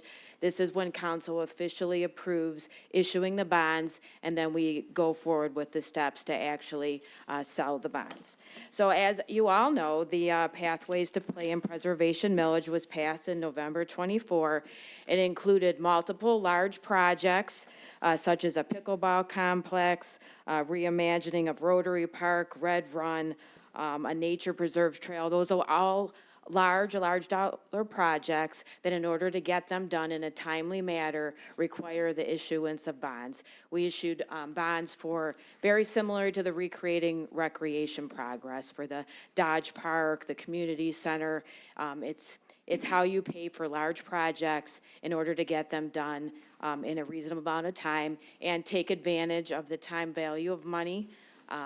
You know, we can use today's dollars to get these projects done where 5, 10, 15 years from now, these projects would be more expensive. So is this going to, there we go.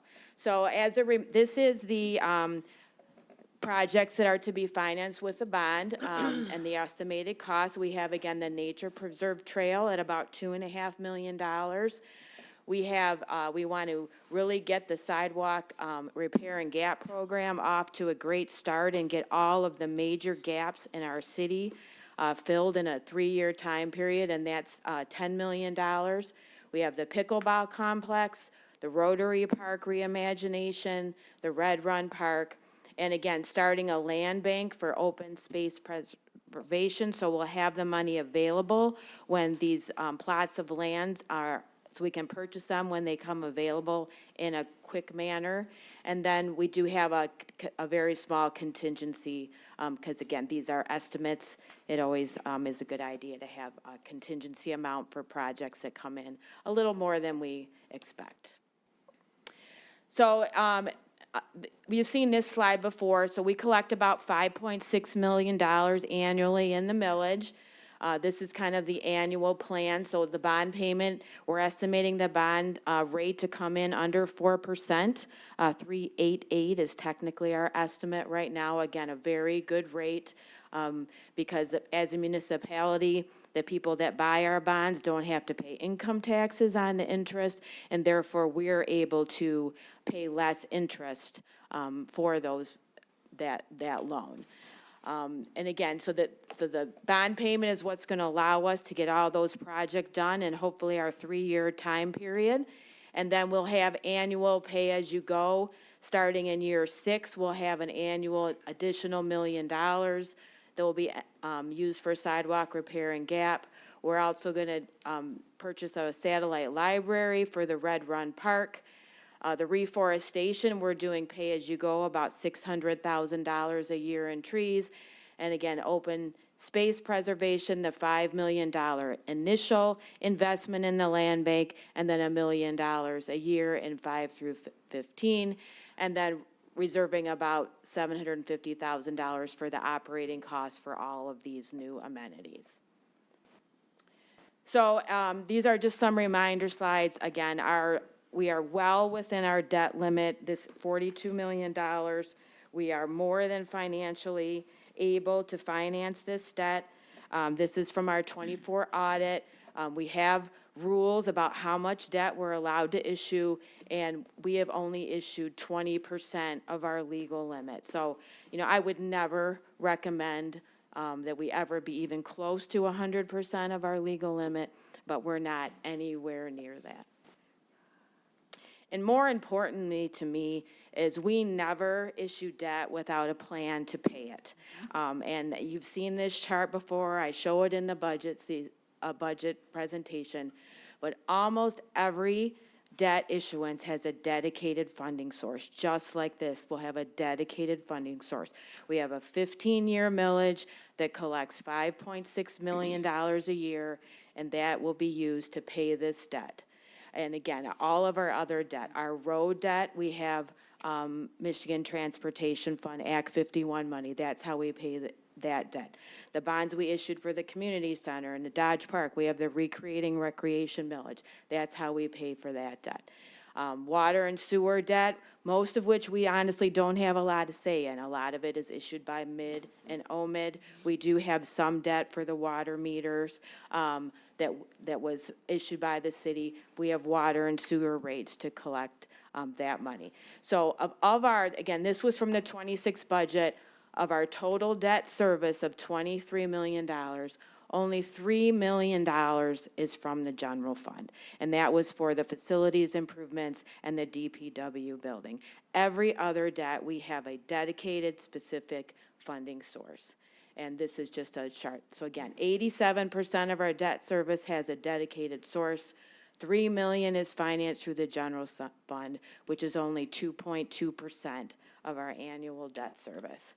And we are constantly making progress on our debt.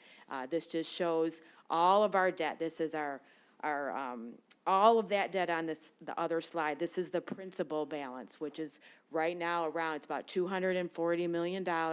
But you can see over the next 15 years, that will, go down to nothing. We're constantly making progress, paying on principal, paying our debt down, just like you do on your mortgage.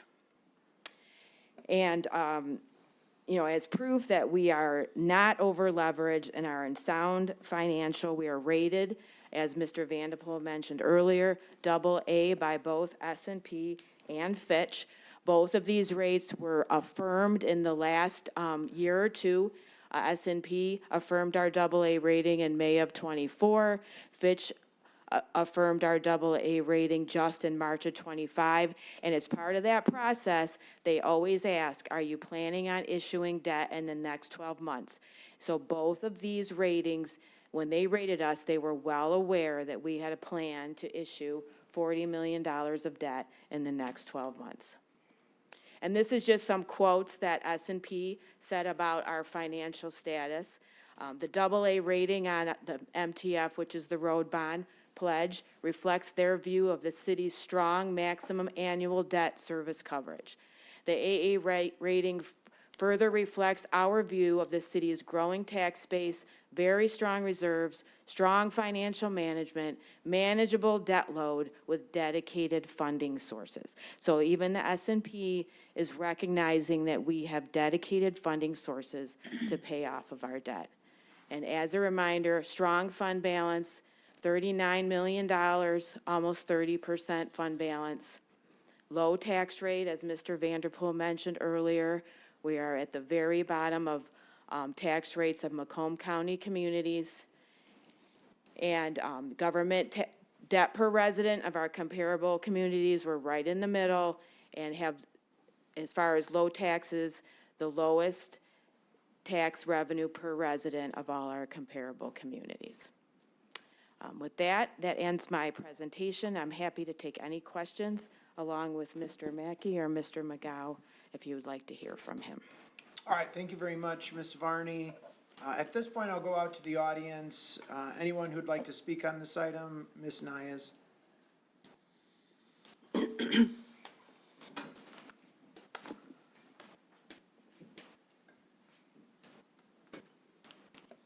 Just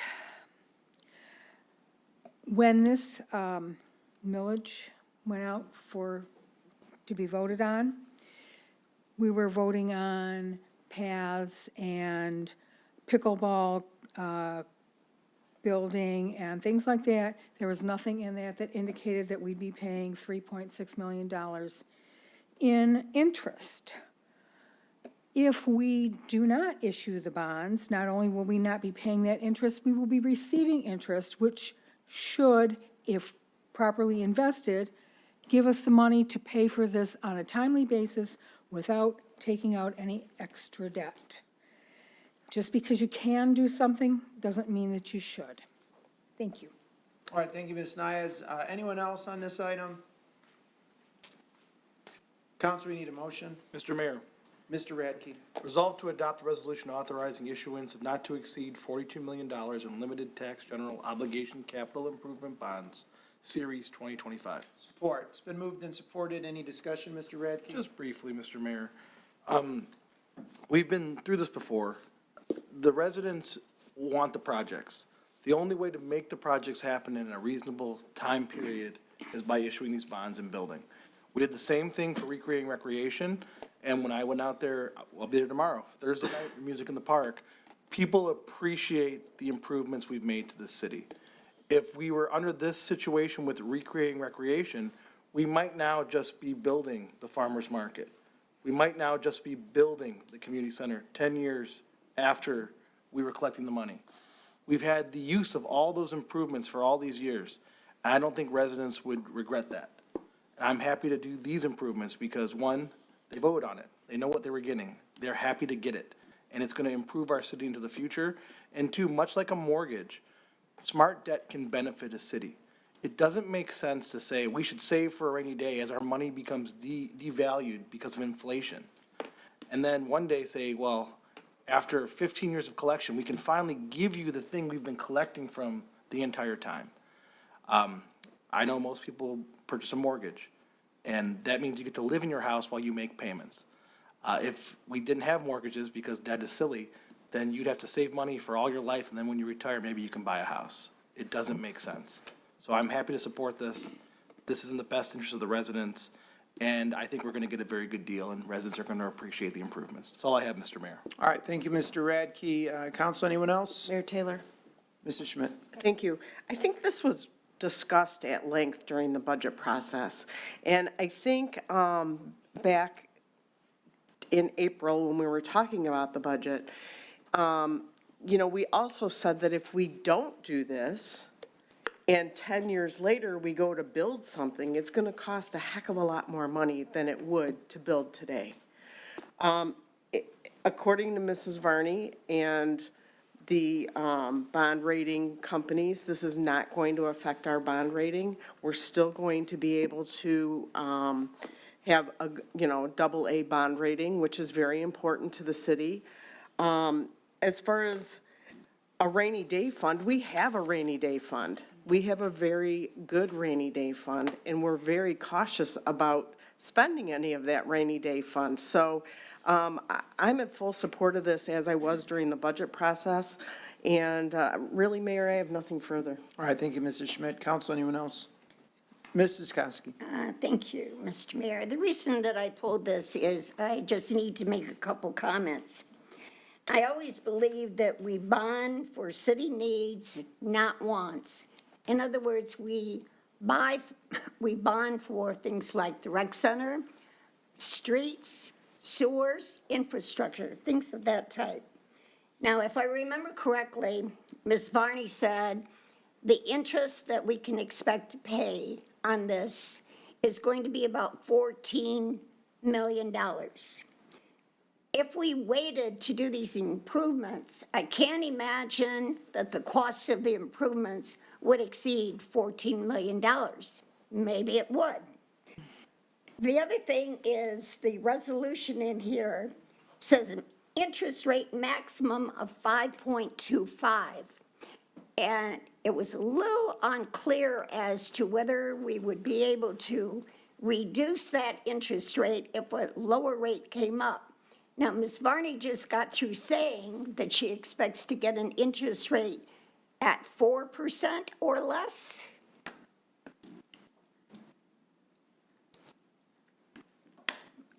So, Ms. Koski, how bonds work is they go on to like the market. So you kind of sell them. It's almost like an auction.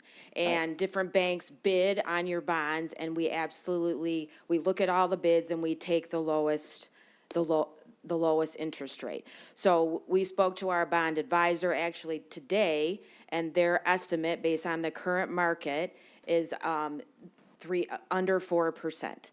So we're absolutely going to take the lowest rate we can possibly get. It's an estimate now, but that's the business they're in. They know what bonds are selling for.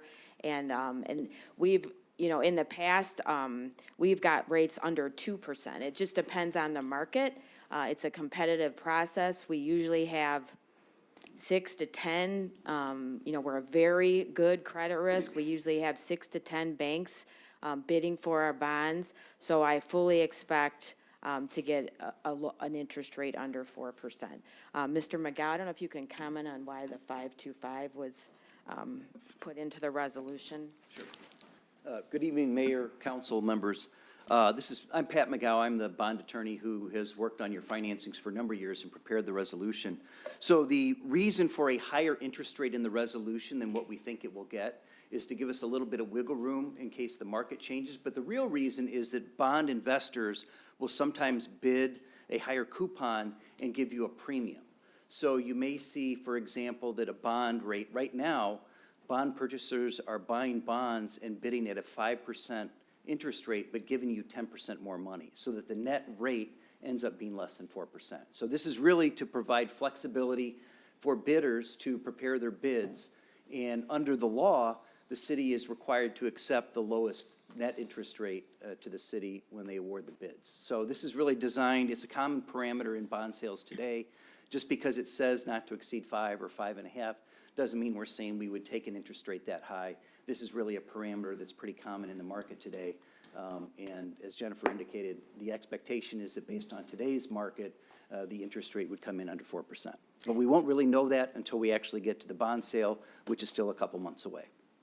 So what you're guaranteeing to us is that you would not enter into a sale that it was greater than 4%?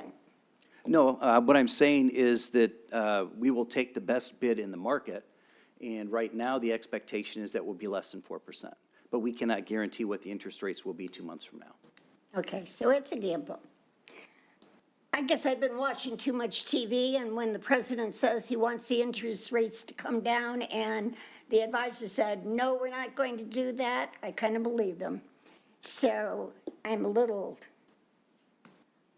let's say, unsure, and I go by what I read, and you cannot give a guarantee, so I guess that's the way it's done. So thank you very much for your information. All right, thank you, That's all I have. Mrs. Koski. Mrs. Zarko. Thank you, Mayor Taylor. I don't have any questions. I understand this. I think we've talked about it enough. But I also know that when you're talking to residents and they know what they voted on, they're already asking when they're going to see what they voted on. Pickleball courts, number one, but they're also seeing some of the improvements that we're making. So not all of this was want. Some of this was need. And that would be like the sidewalk gap program, the modified sidewalk rehabilitation. So some of these things were needed to be done. But, you know, the other thing is, I think when we put this all together and decided to give it to the residents to vote on, we all had a chance to put in what we thought was important to us to see if it could be done. And that would be like restoring historic Belvedere Park was one of the things we talked about, reimagining Rotary Park. So when you stop and think about all the things that we put into this, it wasn't just something that in 10 minutes we put it together. We put it together over a period of time. We educated, I felt, the residents on what they were voting for, and now they're asking to see what they voted for. And I have to tell you, pickleball courts are number one on the list. So nothing further. Thank you, Mrs. Zarko. Mr. Yanes. Yeah, thank you, Mr. Mayor. Curiosity has got the better of me here. Through the chair to Mr. Vanderpool, City Manager, why is a $42 million debt in the consent agenda? Mr. Vanderpool. Thank you, Mayor. Councilman Yanes, this is not issuance of the debt this evening. This is simply the resolution. You're not selling the bonds this evening. It's just a resolution that allows it to move forward. Pursuant to your council rules, resolutions of this sort go on the consent agenda. You have the ability to remove it, and that's been done. But I will say that the entire finance team is here to answer questions, so apparently somebody knew that it was going to get pulled. That just looks bad. It just looks really bad. Through the chair to, well, I'll ask Mr. Vanderpool. If you don't know, maybe somebody else can answer it. I know it's a little ways away yet, but how much do we plan on borrowing for Lakeside? And when do we expect to need to borrow that money? Mr. Vanderpool. Thank you, Mayor. We've talked about this extensively, that we anticipate having to sell or issue bonds of $45 million, which is completely mutually exclusive of this and is solely supported and paid for by future development at Lakeside. So it has nothing to do with general fund operations, does not have anything to do with millages, and is entirely funded by future development. Well, thank you for your expanded answer. So the money that we're borrowing for Lakeside doesn't go on our debt? No? Okay.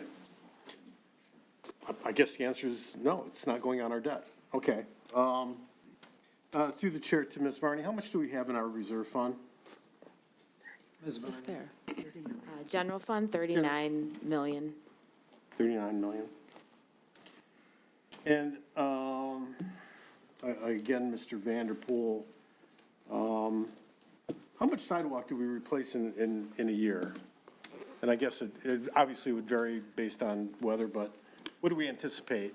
And how much is it going to cost us per year? Thank you, Mayor. Councilman Yanez, our CFO, Jennifer Varney, can easily give you that number. But I thank will tell goodness you she's this, here. it's been a historic year for sidewalk repair and replacement under this program. So I think, so normally we do about $1.5 million a year prior to this millage. Are you talking dollars? Yes, sorry. Okay, Yep. 1.5 feet a year? I don't No, know. sorry, Okay, $1.5 million. That was our normal program prior to this. But I don't have it with me, but Mr. Bayshaw did again, with the goal of replacing all of our critical gaps in a 5-year time period. He did a 5-year plan, which is where we came up with the money, the $10 million to bond, which included, again, filling all of the critical gaps in the city in that 5 years, along with the, quote, normal annual sidewalk replacement plan, which I don't have that plan with me, but. That's okay, that's all I want to know. Okay. Stay right there. I'll stay But, here. and we call this a dedicated funding source, right? But it's just property taxes that are being collected under the millage, so they can only be used for that millage. But it sounds when we say it's a dedicated funding source, like it's some secret pool of money that comes in somewhere and it doesn't affect us, but it's just property tax, right? But it's dedicated property tax. It's property taxes that must be used towards the pathway to play and preservation projects as approved by the voters. So yeah, I mean, it is property taxes, but we have to use it for that. So the choices are either to pay as you go, which means we'd maybe do one of those projects every 5 years, or we bond so we can get all of the projects done in 3 years, and then we have the millage to pay the debt service. Very good, thank you. Thank you for your answer.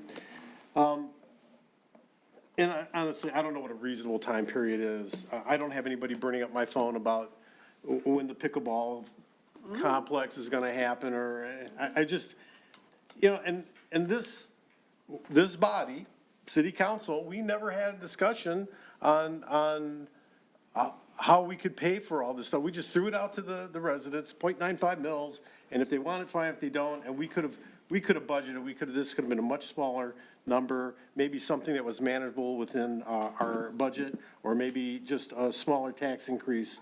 I just, the idea that we're gonna borrow money for a $2.5 million nature trail, $10 million pickleball court,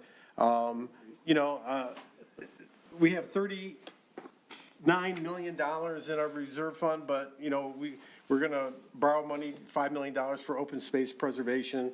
We could have possibly used that. And then the presentation Mr. Vanderpool gave earlier, and then Mrs. Varney backed it up, it's almost like bait. It's just like we're fishing here, because our debt is so low and our taxes are so low. Let's borrow because we can, and it's not gonna have any effect on us. Borrowing is borrowing. And to Mrs. Koski's point, it's needs and wants. These are wants, they're niceties, they do make quality living, but, maybe if we had budgeted correctly, we could have done a lot of this without having to borrow. I find this frankly unacceptable, so I am going to vote no. That's all I have, thank you. All right, thank you, Mr. Yanez. Thanks a lot. I'll talk, yes. You're very welcome. I get to be last. Thank you. Thank you, Mayor. So,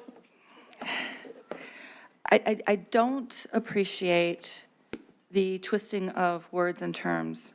This is a bond, or, I'm sorry, this bond that we're talking about is to pay for, and how cities, all cities, pay for big projects. This is nothing new. We're not trying to reinvent the wheel. We're not trying to pull something over on the voters. We're not trying to do backdoor deals. This is to fund what the voters, per their request to us, we didn't just make us millage up on our own. It was with input from the residents, the people that live here, the people that we serve. So we are doing what they asked of us, the majority rules in every election and every vote, majority rules. So we are following the guidance and the request of the residents. They wanted this millage. How we go about funding it? Yes, we could, as we've seen, there's businesses in this city that took 20 years to go up. One was a deli. It took forever, but they paid for it out of pocket, but it took 20 years. And even residents wondering when this private business was going to finally get up. It's great. It's a wonderful business. We love it. I go to it. I shop there. However, that is not practical in a city where we have to answer to the residents. They're going to say, I voted for this, I'm paying for it, and my grandkids aren't, the way you guys are paying it off right now, my grandkids aren't even going to be able to use it. That's not right. So bonding is what you need to do, as many have mentioned, it's a mortgage. You don't want to, you want these things, this is how they paid for it. The dedicated funding source is not a sham or a shady way to say, it is to tell the voters and the residents, this is specifically funded by this idea, this avenue. So to say that this is shady, that this is underhanded, this is backdoor dealings, really rubs me the wrong way. It is not. This is what the voters asked for. This is what they asked us to put on the millage, and this is how we can best fund and get their best value for their dollar. That's all I have to say, Mayor. All right, thank you. Yeah, I think I spoke at length about this. Excuse me, Mayor Taylor? Go ahead. I just have one thing to say, and I was offended by a comment that said, if we had budgeted properly. Since the time I've been sitting in this chair and the finance directors that we've had, we have budgeted properly. So I'm just setting that straight. And so, in my opinion, we've done what we should during the lean times, and now letting the residents decide how they want their money spent in their homes, in their neighborhoods, in this city. And they know by investing in their city, they're getting more out of it as well. So we did budget properly. All right, thank you very much, Mrs. Zarko. One thing, Ms. Nayez, we're not spending $3.6 million on interest. We're spending $3.6 million on the payment. The payment is a combination of principal and interest. And unlike my house mortgage, which was just purchased a few years ago, where about a third of it goes to principal and 2/3 goes to interest, we're likely going to be paying more towards principal than interest for this bond. Look, I mean, people are entitled to differences of opinions, and if you're if your feeling is that bonding is something that should be avoided just out of principle, I mean, I guess I can't really convince you otherwise. But to me, it doesn't make any financial sense. It's foolish to sit up here and say that the residents would get a better deal by not bonding for this money. I'm sorry, I think that's foolish. It means that we're going to be able to do a limited amount with the money that we get year in and year out. We'll be able to do a little bit this year. Well, not this year. We'll be able to do a little bit next year. We'll be able to do a little bit in 2027, and we'll be able to do a little bit in 2028. And the prices are going to continue to go up for all the things that we need. So every year, inflation is going to hit. And so the cost of buying the things we want to do, it's going to be more to buy them. The reality is when you, as I said it last time, if you're paying off a 30-year mortgage and you're in year 28 or 29 and your payment is $500 a month, that $500 from 30 years ago was a heck of a lot more than the $500 you're paying right now. So by bonding, you get the benefit of the time value of money. You get the benefit of doing the projects right now. I think it was Mr. Radke who made an excellent point. We probably would not have been able to do any of the park improvements. The farmer's market pavilion, the recreation center, the splash pad, the amphitheater, all of that stuff, we could have been stashing money away, and we don't make interest on. We don't invest money in the stock market at significant interest. We might do minor CDs, short-term CDs. We can't be risky with our money, so we're not going to gain any interest. We're going to just stock away money. It's like another council member said, when I'm 25 years old and I want to buy a house, I could have just been homeless for 30 years and put aside $5,000 or $10,000 a year for 30 years, and then at the end of that time, I wouldn't be able to buy a house anyways because the pricing for the houses would have gone up significantly. Would it, you know, the housing market probably would have doubled 3 or 4 times by then. So this is a very common tool. Using debt is a very common tool. I hear a lot of residents say, you need to run more like a business. Go ask a big business how they got to where they are. It was by debt. Go ask a person, how do you have a car to drive in? Debt. How do you have a house to live in? Debt. So debt is not a 4-letter word. I mean, it is, but it isn't. And I don't understand that the hesitancy. We're not in a significant debt crisis. We're not even in a debt problem. We're in a very good debt position. And we use debt effectively. If you own a commercial building and you have, you know, an incredible tenant, like let's say you have a tenant that's been in business for 100 years, they're a great tenant. Kroger, for example. Kroger's a great tenant to have, for an example. If you've got a shopping center and Kroger's your tenant, that's a pretty good tenant to have. Let's say they sign a 20-year lease with you. Okay? You can go then mortgage, you can go do some improvements on your commercial shopping center because you've got a dedicated funding source. That's the lease payments that are being made. In the same way, the millage here is a dedicated funding source. Now, is it possible that the millage is not going to be there for us? Yes, it's possible. It's possible that all property values could go to 0 in the next 3 or 4 years, and then we won't have property tax. But guess what? We'll have a lot bigger problems to deal with if the property values crash to 0 and we're not generating any tax revenue. We're generating tax revenue that's dedicated to this. Just like the Lakeside project, it's not going to be bonded without a dedicated funding source separate from the general fund to pay for it. So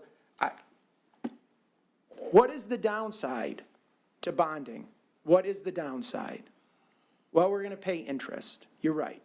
But we're going to get the value of money because as inflation increases, we're going to be paying at we're going to be paying in 2025 dollars. And we're going to get the projects right now. Right now.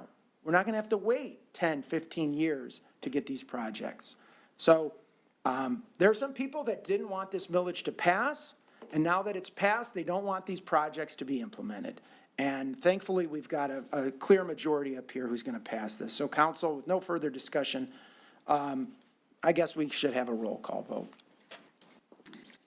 Mr. Radke? Yes. Mrs. Schmidt? Yes. Mrs. Drosky? Yes. Mayor Taylor? Yes. Mr. Yanez? No. Mrs. Yarko? Yes. Mrs. Kosky? No. Motion carries 5-2. Next item on our agenda tonight is to accept a proposal for the design and print production of a new Sterling Heights Lifestyle magazine, first-year cost of $86,500, partially offset by advertisement sales revenue. Is there anyone in the audience who'd like to speak on this item? Mrs. Nayez.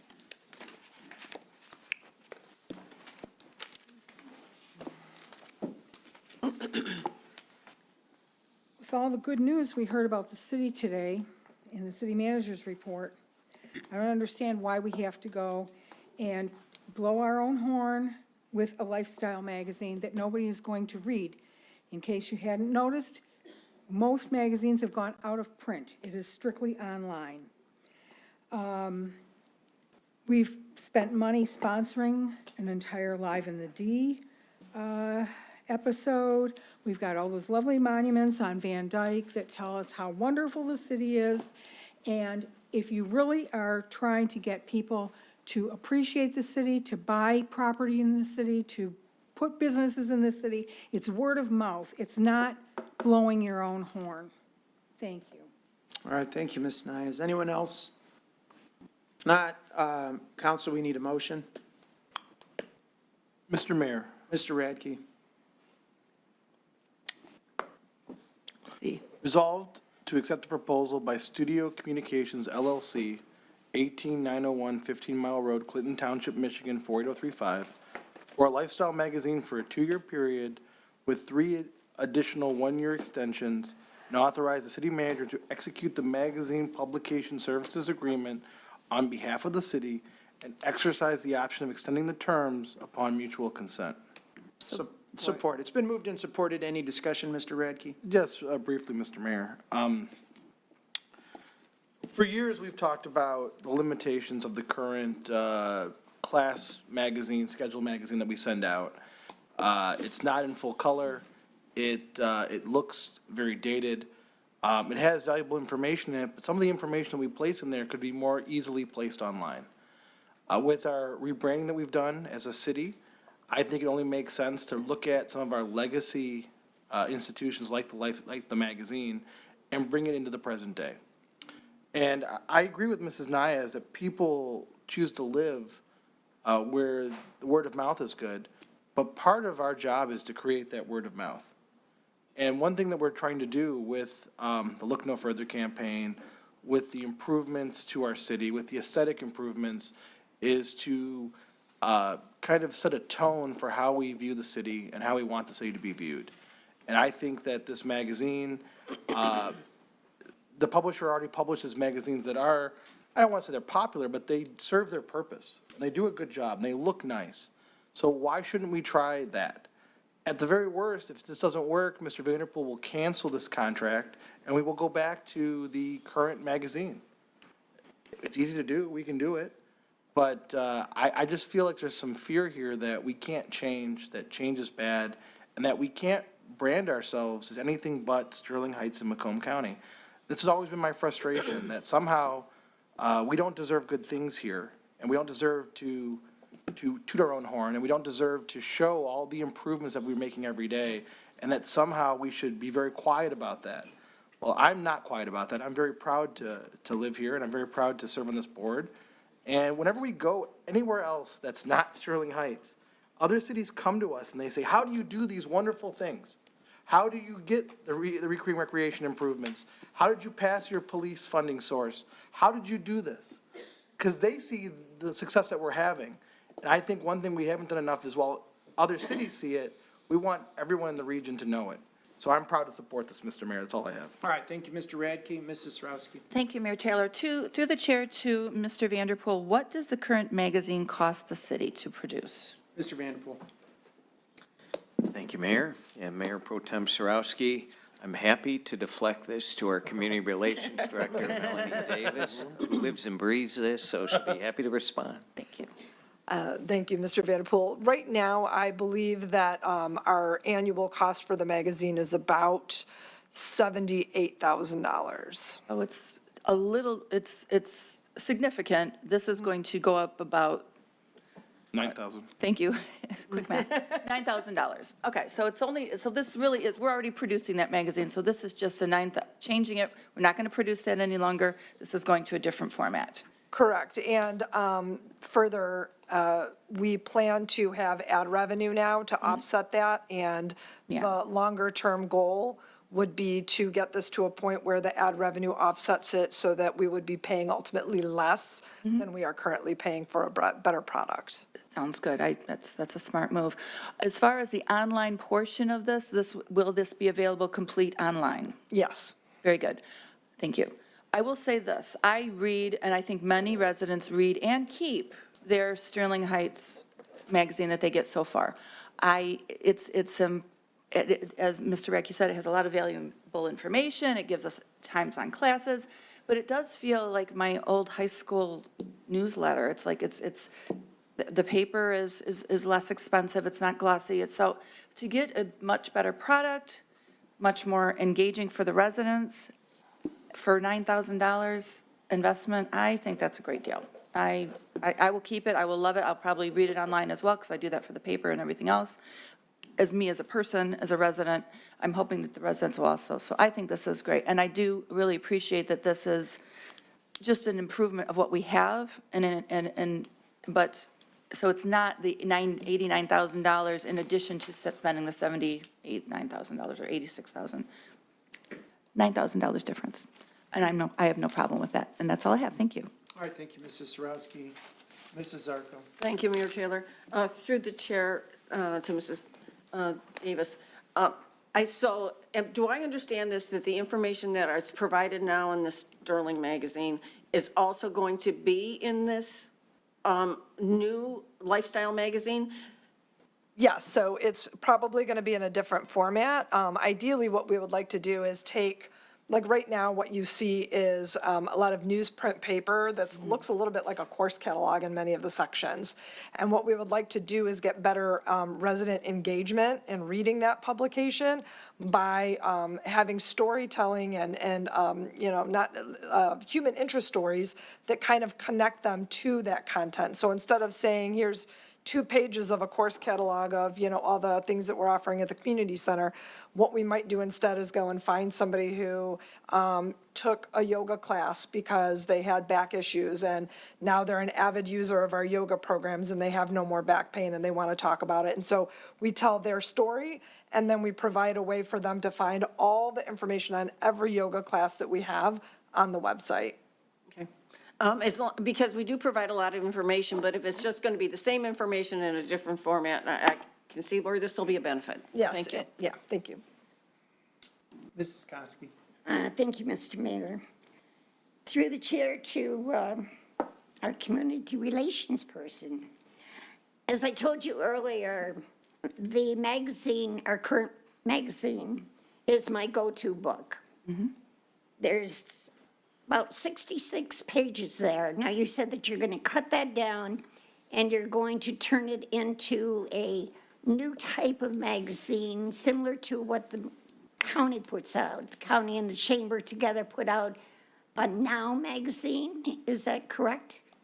Macomb Now magazine is a separate publication. But similar to what we're going to be putting out. I don't know that it's necessarily similar to what we're going to be putting out. It's the Macomb Now magazine. The Studio Communications also oversees that publication, but our publication would be very different because it will be unique to Sterling Heights. I know the information will be different, but you're talking about format. What is going to go in there? You're talking about interest stories. You're talking about finding someone that took a yoga class and why did you take it? How do you feel better? And why was it good? I'm looking at the magazine was there for the purpose of giving information to our residents. If you want to know what classes are offered, if you know what programs are coming up, if you want to collect signatures at the library for an election, you find out what activities are going on the days that you want to collect signatures to see if there's going to be enough people there that's going to make it worthwhile to go.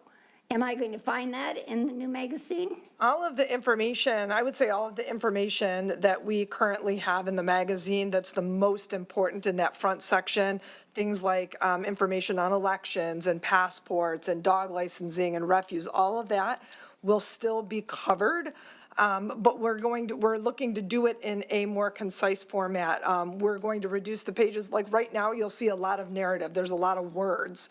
And what we're going to try to do is take a lot of that information and put it together in like an infographic or maybe a chart format to save space. But what that also does is it allows for greater readability for people that, maybe they're not strong readers, maybe English is not their first language, maybe they're experiencing some cognitive decline. All of that, when you put it into more of a pictorial or an infographic, it becomes more, it has higher readability. So none of that information is going away. We think it's going to be put together in a more readable format. And in addition, we're going to be moving from 3 issues to 4 issues. So I feel like the content that's going to be in that magazine is going to be more timely and more relevant seasonally to our residents.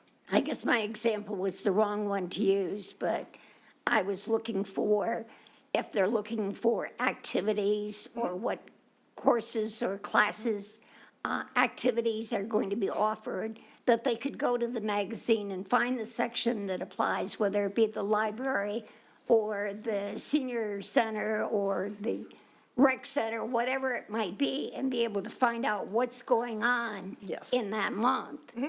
And that's the information that I was looking for. And my question, bottom line, is how much of that information is going to be gone and where is it going to? Are you putting it on the website? Is that the only access that there will be to that information? So the idea is to take, right now, again, you'll have like the yoga class, and every single yoga class has sort of like a paragraph description of what it is. What we might do is leave the listing of the yoga classes in there, but take that paragraph of information that is very specific about each class and put that online. So you'll see all the yoga classes we have in a very short, concise area. And then there might be a link or a QR code that would take you to the website that would have all the details about those yoga classes. But you'll still see the classes that we have available in the magazine and print. So the information that a resident would need to be gotten through digital of some kind, whether it be their phone or the website or online, whatever. Yeah, if you want very, very detailed information, the very detailed information would be online. How much is that class and what days it's offered? Yeah, days. Information. Yeah, the price, the description of the act class specifically, but the titles and so on would be in the magazine. Okay, and the feature articles, I saw in there that one would be on the mayor. So the mayor gets a one-page or two-page bio in the book. That was in the backup. Okay, I don't know if that was just an example, but we don't. It was an example. 2 pages. 2 pages. Centerfold. 4 pages, that's our final offer. Yeah, Well, no, I thought he was going for don't a center believe- field. We do have opportunities for all residents, including council if they want, to, be involved in the storytelling of our city. But I don't think that there's any exact plans right now to put in bios of anybody in that way. Well, it wasn't really a bio, it was information about him. That was used as an example, that would be one of the things that would be in the magazine. That's beside the point. My question was exactly, what are you looking for to put into the magazine? Would there still be the information that we currently put in the magazine? And how much more is the postage going to be? The postage actually isn't going to change very much because we will be doing a 4th issue, so there will be a 4th mailer, but the magazine itself will be lighter and thinner. So it's not going to be much more than what we pay currently for postage. And if we don't like this magazine, we can go back to the old? Of course, we always have the option to do that yeah, absolutely. This is sort of like the pilot for us to see. We think this is going to be a great thing. We think it's going to be something that residents find enjoyable, that helps tell our story in a more readable way, meets our residents where they are, and ultimately is going to be less expensive over time than what we're currently paying. But if that does not come to pass, then certainly we can revert back to what we have now. You said less expensive because of the ads that will be sold, so we That's get the lots plan, of yes. advertising to make up for it. That's the plan. That's all. Thank you very much. You're welcome. All right, thank you, Mrs. Koski. Mrs. Schmidt. Thank you. Through the chair to Mrs. Davis. So, just to be clear, this magazine will still contain the resource phone numbers for residents to get a hold of any department in the city. 100%, yes, and we will make sure the main line is front and center. Okay? And I think this is a great place that we could put some education about recycling and trash. In fact, let's make that our first article. Yes.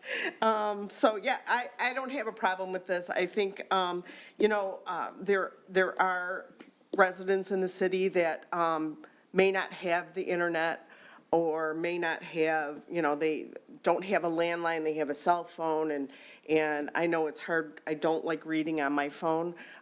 So for them to have this resource still, I think is important. And I'm excited to see an updated version of our Sterling magazine. I think if you want a class, you know where to find that resource. It will give you a little, info towards it, and then you know where to find the rest of that information. Either it online or go to the community center and they can give you all the information in person. So, Yeah. all righty. Thank you. I have nothing further, Mayor. All right, thank you, Mrs. Schmidt. Anyone else? Mr. Yanas. Yeah, thank you, Mr. Mayor. So I'm glad this got pulled, because I learned a lot. And I'm the kind of guy, I still miss TV Guide. And I, like everybody else, you know, we keep the Sterling Heights magazine on our library table, and I can flip through it, whatever. But, and I was very skeptical. Frankly, I was skeptical because you called it a lifestyle magazine, which, but now that you've explained it, I'm far more comfortable with this. I know that there's still let me ask you, how much ad revenue do you anticipate?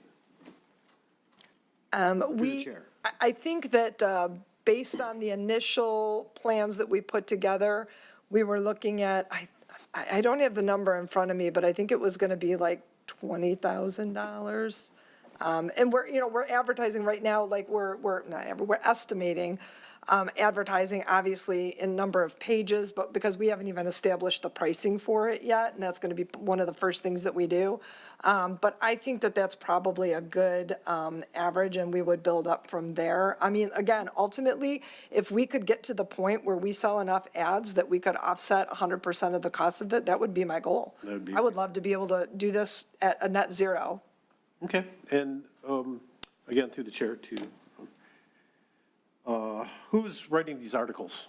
That would be our staff, our community relations staff. All staff, we're not going to go out and hire somebody to write a special article about something. It's all internal. All internal. Fantastic. Okay, well, you know what? You sold me. I'm far more comfortable with this than when I walked in the door, and I will go ahead and support it. That's all I have, Mr. Mayor. All right, thank you, Mr. Yanas. Anyone else? No further discussion. All in favor signify by saying aye. Aye. Opposed? Motion carries. Next up is a consideration item. This is to purchase 6 additional cameras for the existing Flock automatic license plate reader APLR camera system, a total incremental first-year cost of $19,300, 100% funded, 100% offset by federal forfeiture funds. Is there anyone in the audience who'd like to speak on this item? Council, we need a motion.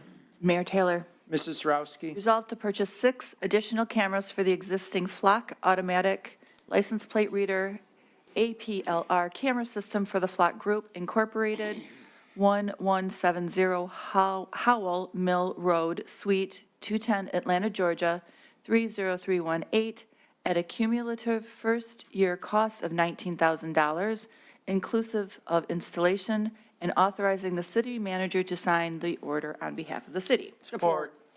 All right, it's been moved and supported. However, the amount of money being expended was wrong. $19,300? So would entertain Can I a amend? motion to amend to $19,300. So moved. Support. It's been moved and supported. All in favor, say aye. Aye. Opposed? No. No, 6-1. Okay. Mike wants it to be 19,000. The main motion is on the floor as amended. Thank you, Mrs. Mayor. Sarowski. I'm sorry, reading okay. fast. And numbers are not my favorite thing, just saying. So I'm going to have some questions, and it's going to be for the chief, through the chair to the chief.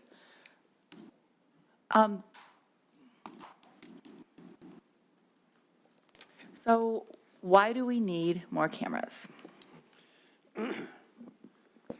So you're familiar with what Flock is, so I don't need to explain what it is and how it works. I would say we need more cameras. It's an outstanding investigative tool. It's fairly new. It's a fairly new company, but it's growing.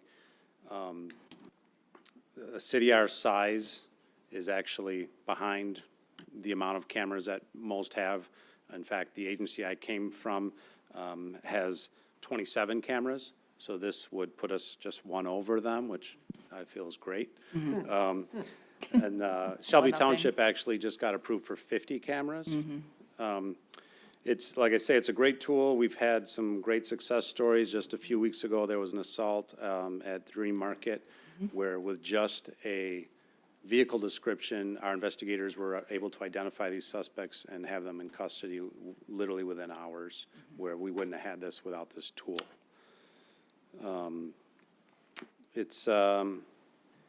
We have oversight on it. There's policy in place. It can only be accessed through sworn police officers or dispatchers who've been through the training for legitimate police purposes. The information is purged after 30 days unless it's drawn out for an investigative purpose.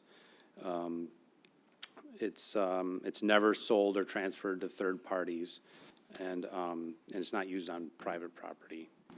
So those are some of the main highlights. We also do a flock transparency dashboard. We participate in that, which shows how many cameras we have, how many hits we've had, how many times it's been searched.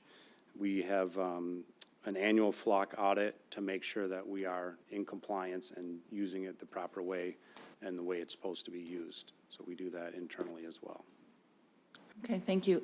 So these additional 6 cameras, are they going to be dispersed throughout the city, or is it a specific location? I know you don't want to give the exact location, but how are we distributing the additional 6? Right, they will be distributed in strategic locations that we find as high-traffic areas or maybe high-crime areas that have been lacking for our investigative purposes. We identify, if only we had a flock camera at this intersection, that would have been great. So that's kind of how, our criminal information unit has deemed where to put them. Okay, perfect. Well, so thank you, Chief. I'm sure that more people are going to ask you to come up, but you may want to sit close. But that's all I have for you. I know that it's a wonderful investigative tool, and it's, as long as, we do have safeguards in place to prevent it from being misused.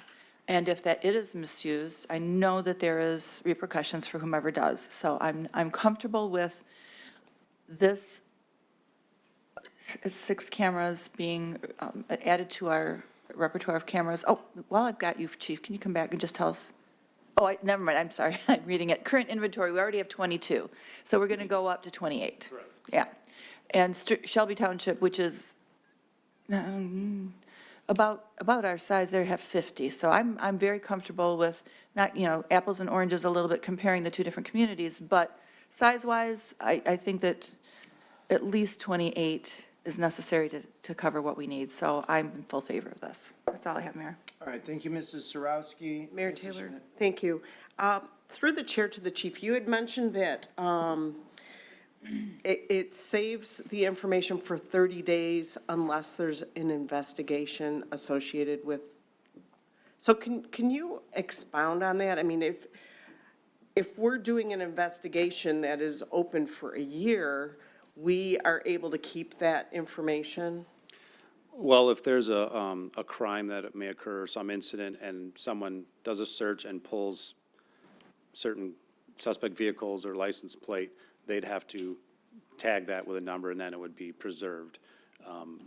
We can't go back after 30 days and find vehicles if something were to come up and say, well, this happened 2 months ago, and then it's like, oh, unfortunately, we don't have the access to it at that time. Okay. And I know you haven't been here that long, and you may not know this answer, but you may. You also mentioned that we have audits done. Correct. Can you tell us how we fared in our last audit? Yeah, we just did one last week, actually. That was something that I made sure got done, and we fared excellent. Like, there was no out of compliance whatsoever. It was randomly selected by Captain Hopper, and she did the audit to make sure that it was properly searched and the proper people were doing it for legitimate police law enforcement reasons, and 100% we did it good, so. Okay, thank you. I think this is an amazing tool that we have, and I know since we've gotten the flock cameras, I've heard that it has helped catch a lot of undesirable people that were in our city, and that's what this is all about. It's not about an invasion of any privacy whatsoever. It's about keeping our residents safe from people that we don't want in our city. And the best part is, it's totally funded with forfeiture money. So it's not coming out of the police department budget or the general fund budget. It's totally covered with forfeiture funds. So, which may have come from some of these flock arrests as well, so. That's correct. And I guess I could touch on as well, it's not used to detect people. The technology is not used for people, gender, race. It's not capable, used for that. Or it's prohibited use for immigration enforcement. There's all kinds of stipulations where it's not an invasion of people's privacy. It's vehicle identification It's really good technology for investigative. Right. purposes. Well, I'm excited to give you more tools in the toolbox. Thank you. Nothing further. Thank you, Ms. Schmidt. Counsel, anyone else? Mr. Radke? Thank you. I pulled this. I'm not going to be voting for this. It's an increase in the surveillance state. It's shocking to me when our police chief says, I want 50 cameras, I want 100, I want 200, I want 5,000, I want a camera on everyone's house. That's where this ends. That's where this ends. And I'll be the one who stands in the way of it. Because this is just the increased surveillance state. And just because we haven't done anything wrong here yet, doesn't mean it can't be used for that. In Russia and China, they use it to disappear people off the street. And we're just setting up a system so some other government one day, I mean, look at what's going on right now, could use this against us. And it does capture information that can be used against protected classes. It can't capture your race, but it can capture your bumper sticker. If you have a Biden bumper sticker on your car, you can search for that. You could search the system for all cars with a Biden bumper sticker on them, for example. And the idea that my colleague said this monitors people coming into our city, it doesn't. It monitors people within our city who live here. You know, if you post it on the border, I guess you monitor cars that cross our border, but I see them at, I'm not going to say locations, but I see them on the interior roads of our city. So it's not just the edges of our city that we're monitoring, it's the people traversing inside of our city. And if you live by one of these cameras over 30 days, it might capture your car 30 times, 60 times, 40 times. And just because it hasn't been used illegally here, it has been used illegally elsewhere. It has been used illegally in California by a person who was snooping on his girlfriend, a police officer. Now, we have processes in place to prevent that, and I think we really take that to heart. But just because something hasn't been done wrong doesn't mean it can't be done wrong. In this day and age, I think that it's insane that we install a device to monitor us at all times, and we should be okay with it. So philosophically, I'm opposed. The Warren PD crash where the officer was going over 100 miles an hour and killed two gentlemen in his car was in response to a flock tag result. You know, this creates like, flock can be used for different reasons. It can be used for a kidnapping, that's very important. It could also be used for someone who's stolen a car or some other reason. And not all of these are immense police priorities. But we've now made them police priorities because if someone from a different community pings it into the system, we now feel a need to respond. I'm sure the warrant officer didn't mean to kill two people he was driving in his car, but he was responding to a flock alert. That's why he was driving like he was. So I think that this causes problems. I think it's a slippery slope. I'm proud to oppose mass surveillance, and I'm going to be voting no. And you know what? I'm going to lose this vote, like I lost all the rest of them, but I'm going to still stand on principle and vote no, because I don't think we should be monitoring Americans. That's all I have. All right, thank you, Mr. Radke. Anyone else? No further discussion. All in favor signify by saying aye. Aye. Opposed? No. Motion carries 6-1. We'll go on to communications from citizens. Is there anyone who'd like to speak on anything that was not on the agenda tonight? Yes, sir. Yep, the camera up above will pick it up. If you put it, you can kind of see where the light is there. So just put it there and then move your hand away and the camera will come focus on it. It's upside down. No, Turn it around, sir. just flip it. They're upside down. I'm gonna flip them toward you. Yeah. There you go. If you can make out what those are. Okay, good evening. My name's Henry Nivelt. I'm a long-term resident of Sterling Heights. I've assembled a few pictures as examples of the fireworks damage and litter from the 4th of July fireworks. I'm aware of the ordinance addressing noise, litter, but who enforces it? Me? Do I have to cause a problem with the neighbor by getting police involved to clean up my roof, property, my bush that was burned, or address it face-to-face, possibly causing a conflict?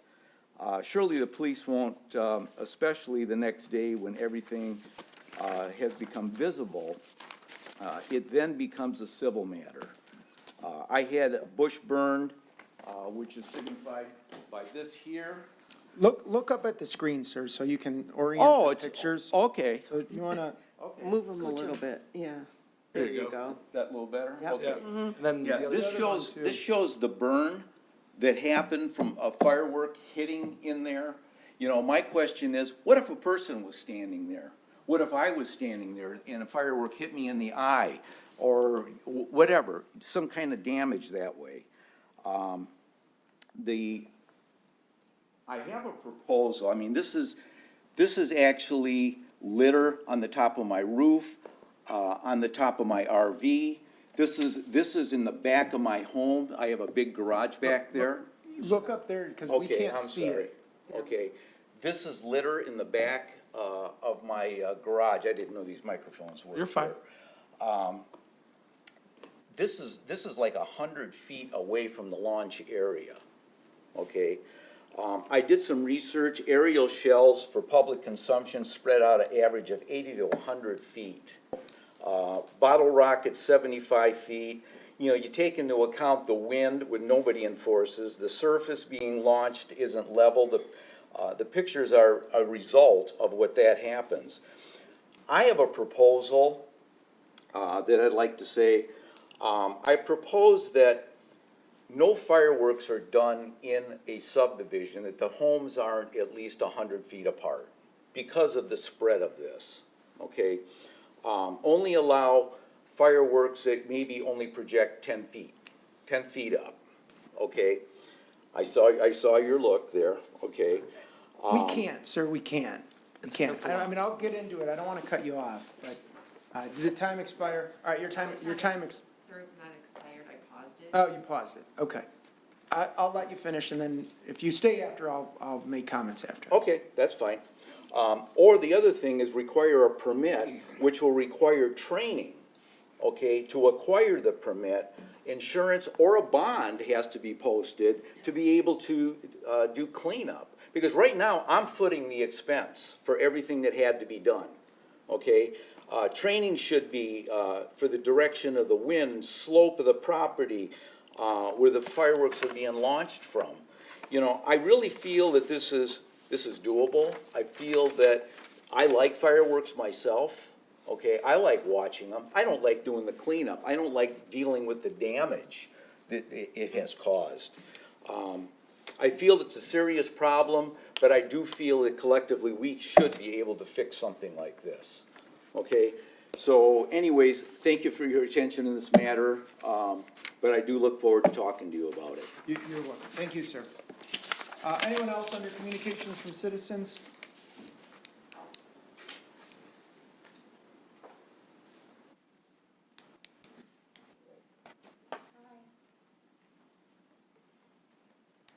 Okay, I have a couple things. Okay, the first thing is, I'm Monica at 34429 Daventry. They're putting up those apartments over there on Irving Road. And like right now, when there's a lot of rain, we get storm drain water in, you know, from our houses get flooded. And that's one thing. And like, right now,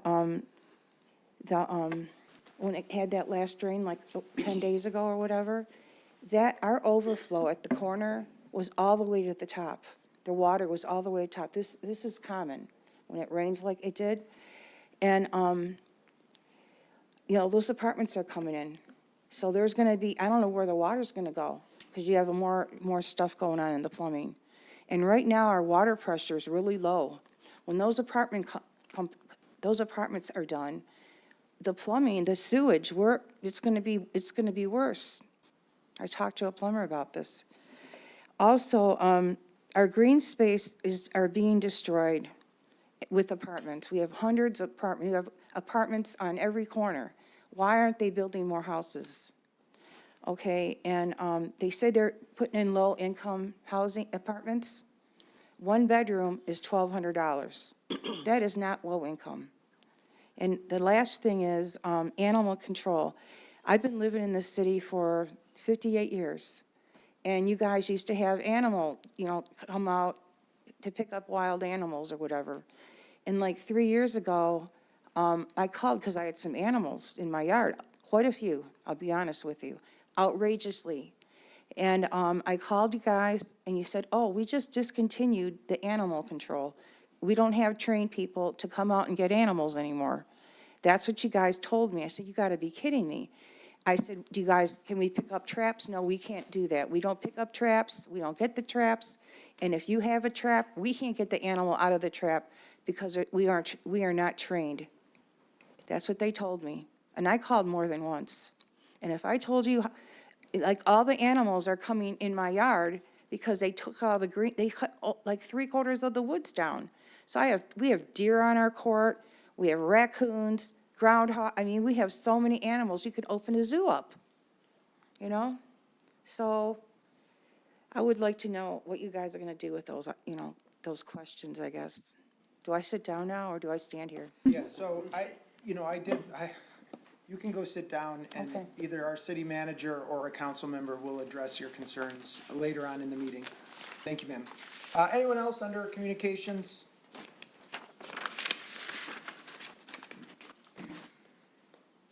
Good evening. I've lived in Sterling Heights since 1996. For the past 14 years, I've been a condo association president in Sterling Heights. I'm here today to talk to you about my community. We're a small community, quiet, no kids under 18, very diverse. Half of them are retired, half of them still are working professionals. 2 in their 40s, the rest over 50, 1 almost 100. So it's a quiet street cul-de-sac. I'm here to talk to you today about door-to-door solicitors. We've had 4 different companies come to us numerous times in the last 2 months. Aptive Environmental, EcoShield Pest Solutions, Proof Pest Control, and Greenix. They come door to door, unannounced, surprise visit. Some of us work nights. They come at all hours of the day and night, as late as 8 o'clock at night. Some of us are working from home. It's a disruption in our work, in our workday. They come numerous times, we still give them the same answer every time, no. We don't want their services. We ask to see a city permit. None of them can produce a city permit. The last one I asked gave me a Shelby city permit to look at, which I took a picture of. What we're asking is, these solicitors, they're normally white male, 20s, 30s, average stature, blonde brunette. We have pictures on our cameras. They avoid the cameras. As soon as they see a camera on your porch, they look the other way. They cover up the logo on their shirt with their hand when they stand on your porch. They disregard our no trespassing signs and no solicitation signs. And they know English very well.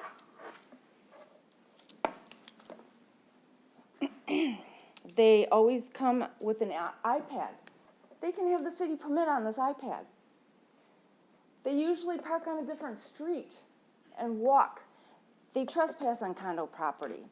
They come through our backyard and surprise us while we're enjoying the day in our backyards. Now, this summer, they're on Segways, so they can zip in and out of our street, and they can leave quickly before the cops get there. We call the cops almost every time, and of course, they're gone before they show up. And there's not a whole lot they can do.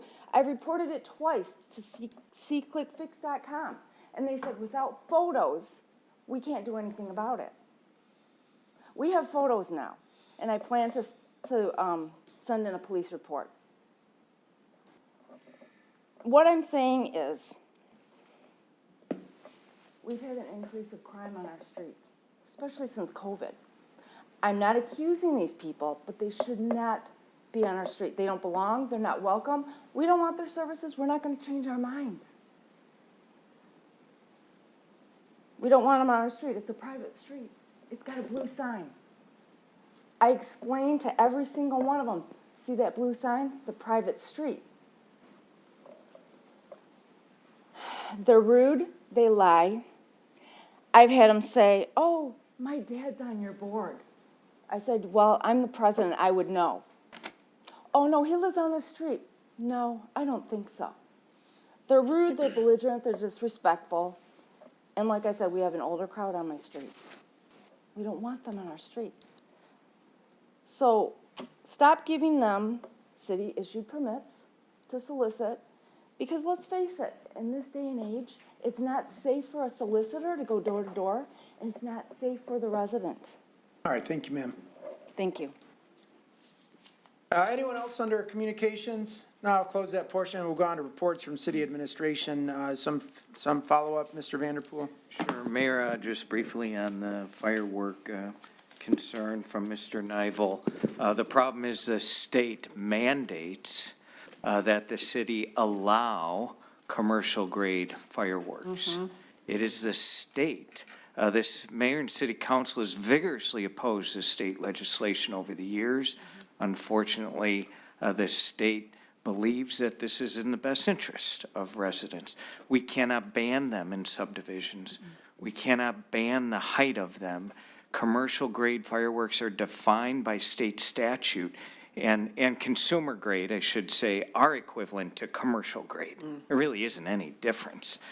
So it is a big problem. What I would commit to doing for you is arranging a meeting with our state legislators, our senators and representatives, where you can sit down with them and our administrative team, and we can collectively share our concerns regarding this issue in our city. It's a big problem. We issued over 20 citations, and they're very expensive, but it's hard for a police department to get out to thousands of homes that are doing this. It's highly disruptive. So I would be, if you want to leave your name and contact information, would be happy to follow up with you. Regarding the Irving apartments, we'll certainly look into any sort of flooding issues that are coming from that site. They are required to have on-site detention and contain any rainwater and runoff that is attributed to the development itself. We'd be happy to meet with you and go over that as well. We do have a fully staffed animal control division. They are out in the community every day. They do not trap for skunks and squirrels and groundhogs and things like that. We haven't done that for decades. But they do provide many other services, so I would also be happy to get them in contact with you to help explain what they can and cannot do. Regarding solicitation, I understand your frustration. If residents do put up no solicitation signs, people that are trying to sell things, whether they're licensed or registered or not, are prohibited from then going on your property. Maybe there's some other ideas with enforcement we can talk about, but we'd have to follow up with you accordingly. Thank you, Mayor.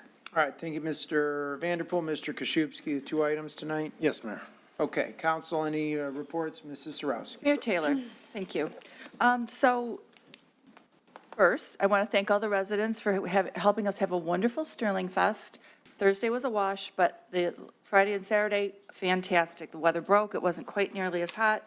And I think I hope everyone had as much a good of a time as I did. So thank you all for coming, and bring more family and friends next time. The more the merrier. Also, I am very happy that we did have priority here today. I hope the residents got some good things out of it, but bottom line is we're still going to hold them accountable, and they hold them to their promises. They promise things, and we want to make sure that they keep to that. And I'm going on good faith that that is their intent, but intention and action are not always the same thing. So we want to make sure that their result, the outcome, is what we want. Thank you for voting in the last election, everyone who did vote. The voting was a little bit low on numbers, although Melanie was, it's always good to have anybody, but it was a little bit light, and we did notice that at the polls. So please, residents, please remember to vote in the November election, November 4th, and we're looking forward to those results. And finally, Mayor, I am going to ask, without objection, that city council, or excuse me, city manager consider asking, let me back it up just for a second. So give you the backstory. I went to a meeting, a resident forum. I was invited to go, and these residents were complaining, they had some concerns, and they felt that they invited some city council people and some others to come and hear their concerns. And I went because absolutely, I'm asked, I will definitely go. So at that meeting, one of their biggest concerns is that the traffic on 18 Mile just west of Mound it's very heavy, especially now with the half of 18 being closed, construction being what it is. 18 Miles a bigger, it's a very strong major thoroughfare. Yes, we do know, but they didn't know that that's a county road. So that is something that we cannot completely control, but we do have influence. So with that, I'm asking, without objection, if we could have the city manager or our legal team reach out to the county. And I understand that they may have done a traffic study at 18 and Mound, 18 and Rudgate area. But could we ask if they have done it and receive a copy of that, please? If they have not, ask if they will be doing it. And if they cannot, let's initiate an inquiry as to what we can do about a traffic study. Does that make sense? A traffic study for what? The traffic study for 18 west of Mound, so. Like, what do you mean? Volume, speed, all of it, because there are multiple complaints. There's so many cars, there's a lot of speeding, especially they're ignoring even the who's supposed to turn at one lane, they're just kind of going all over where their comments, so. Does that Okay. make sense? Do you have what you think you need, Mr. Vanderpool? Mayor, I think I do, but let me just clarify a bit. First, we can easily get the traffic counts for the road. We can look at accident data over periods of years. We can look at speeding. We can get all of that information. But beyond that, we'll have to better consider what an analysis would produce beyond that. I mean, that's essentially what we can provide, whether it's through us or the county. Why don't we start with that data? And let's see if there's any concerning trends there, and then we can better determine what additional studies may be. Right, and to clarify it, they're asking for a light at Rudgate and 18. And so is that actually something that's feasible? Is that something that's needed? Okay, that helps. Yeah, sorry. I couldn't read my writing. Okay. Okay, I hear no objection. All right, thank you. And that's all I have, Mayor. All right, thank you very much, Mrs. Sarowski. Council, anyone else? Mr. Mayor? Mr. Yanez? Thank you, Mr. Mayor. Through the chair to the city manager, now that we are responsible for all the sidewalks in the city, are we making an effort to make sure that all sidewalks, not just the ones we're replacing now, but all sidewalks are ADA compliant? Mr. Vanderpool? Thank you, Mayor. Councilman Yanez, yes. And are all new sidewalks inspected by the city? Yes. Okay. Oh, that's the sidewalk stuff. Will we be able to get a report on how much this primary election cost? Most definitely. When will we see that report? When would you like it? ASAP, I'd like to. I think we can have a good estimate to you, possibly tomorrow, but if not, certainly next Thursday. Very good. That's all I have. Thank you. All right, thank you, Mr. Yanez. Mr. Radke? Thank you, Mr. Mayor. I just wanted to second my colleague about Sterling Fest. It was so wonderful to see so many people there. We got rained on Thursday, but we still had fun, and it's a wonderful community celebration. The gentleman left, but I will say that if the state gave me the power to ban fireworks in Sterling Heights tomorrow, I would call a special meeting to ban them. Because I know for most of my colleagues, it's an incredible frustration for us, because the state has taken our power away in this area, and we get all the calls. No one calls their state legislature when a mortar wakes them up in the middle of the night, or someone's garage gets caught on fire, or something else stupid happens. And I have photos on my phone of people who lit off, I would assume, hundreds of dollars, if not $1,000 worth of fireworks, who then left all of the fireworks just like lying out front in the street. And then 2 days later, I drive by and you can see all of the fireworks in the street. And that's unacceptable, and it's not neighborly behavior. And for some of us who work, if Independence Day falls in the middle of the week, you're often hearing fireworks into the wee hours while you're trying to sleep to get up for work the next day. So I would ban fireworks in the city. Sadly, the state legislature has taken that ability away, and I would say, through the chair to Mr. Vanderpool, we have the strictest fireworks ordinance we can have under state law. Is that correct, Mr. Vanderpool? Thank you, Mayor. Councilman Radke, yes, you're absolutely right. I'm glad you brought that up. Many cities the state allows you to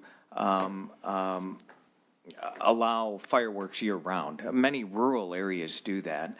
Some cities like Sterling Heights only allow it on the state mandated days, which is about 5 holidays a year. It's the 4th of July period, it's Labor Day weekend, it's Memorial Day, New Year's Day, and maybe one other. So it's just 4 or 5 days a year. That's all we allow. Thank you, Mr. Vanderpool. So what I would say is this, please call your state legislature. Please tell them that you are sick of fireworks, upsetting your dogs, keeping you up, landing on your roof. That's the only way this law is going to change. It's an incredibly frustrating law for us because we get all the complaints and have no power to change it. I would, like I said, if they change the law, I will call a meeting tomorrow and we will ban them because it's an incredible frustration for everyone, including the police officers who have to enforce this law. Just this year, like Mr. Vanderpool said, there were several citations issued for $500 or $1,000 for discharging fireworks illegally in a dangerous manner, et cetera. And I had someone literally come to my father's house and yell at my dad about the fact that we got a $1,000 ticket for discharging their fireworks illegally. So again, I don't know what to do. Don't discharge your fireworks illegally. Like, do the right thing. But I'm not going to cry about a ticket to someone who's obviously being a pest to his neighbors. To change tracks a little bit, the one thing I wanted to talk about today was, I believe it was Grosse Pointe Woods passed a ordinance limiting how much money can be placed into a so-called Bitcoin ATM or withdrawn over a given period from they're not really ATMs. They're not backed by the government. They're not backed by any kind of bank. It's a way to scam seniors. Go put this money in, 20 grand, you're never going to see it again, and now you're screwed. And we have several of these ATMs in the city at various locations, and I would like a report, hopefully within 30 days, I don't think it should be that drawn out, about whether we can regulate them and whether we should imitate Grosse Pointe Woods in putting restrictions on this to try to prevent, I don't want to say just our seniors, but prevent residents from being scammed by these devices. I have no judgment on crypto. I own crypto myself.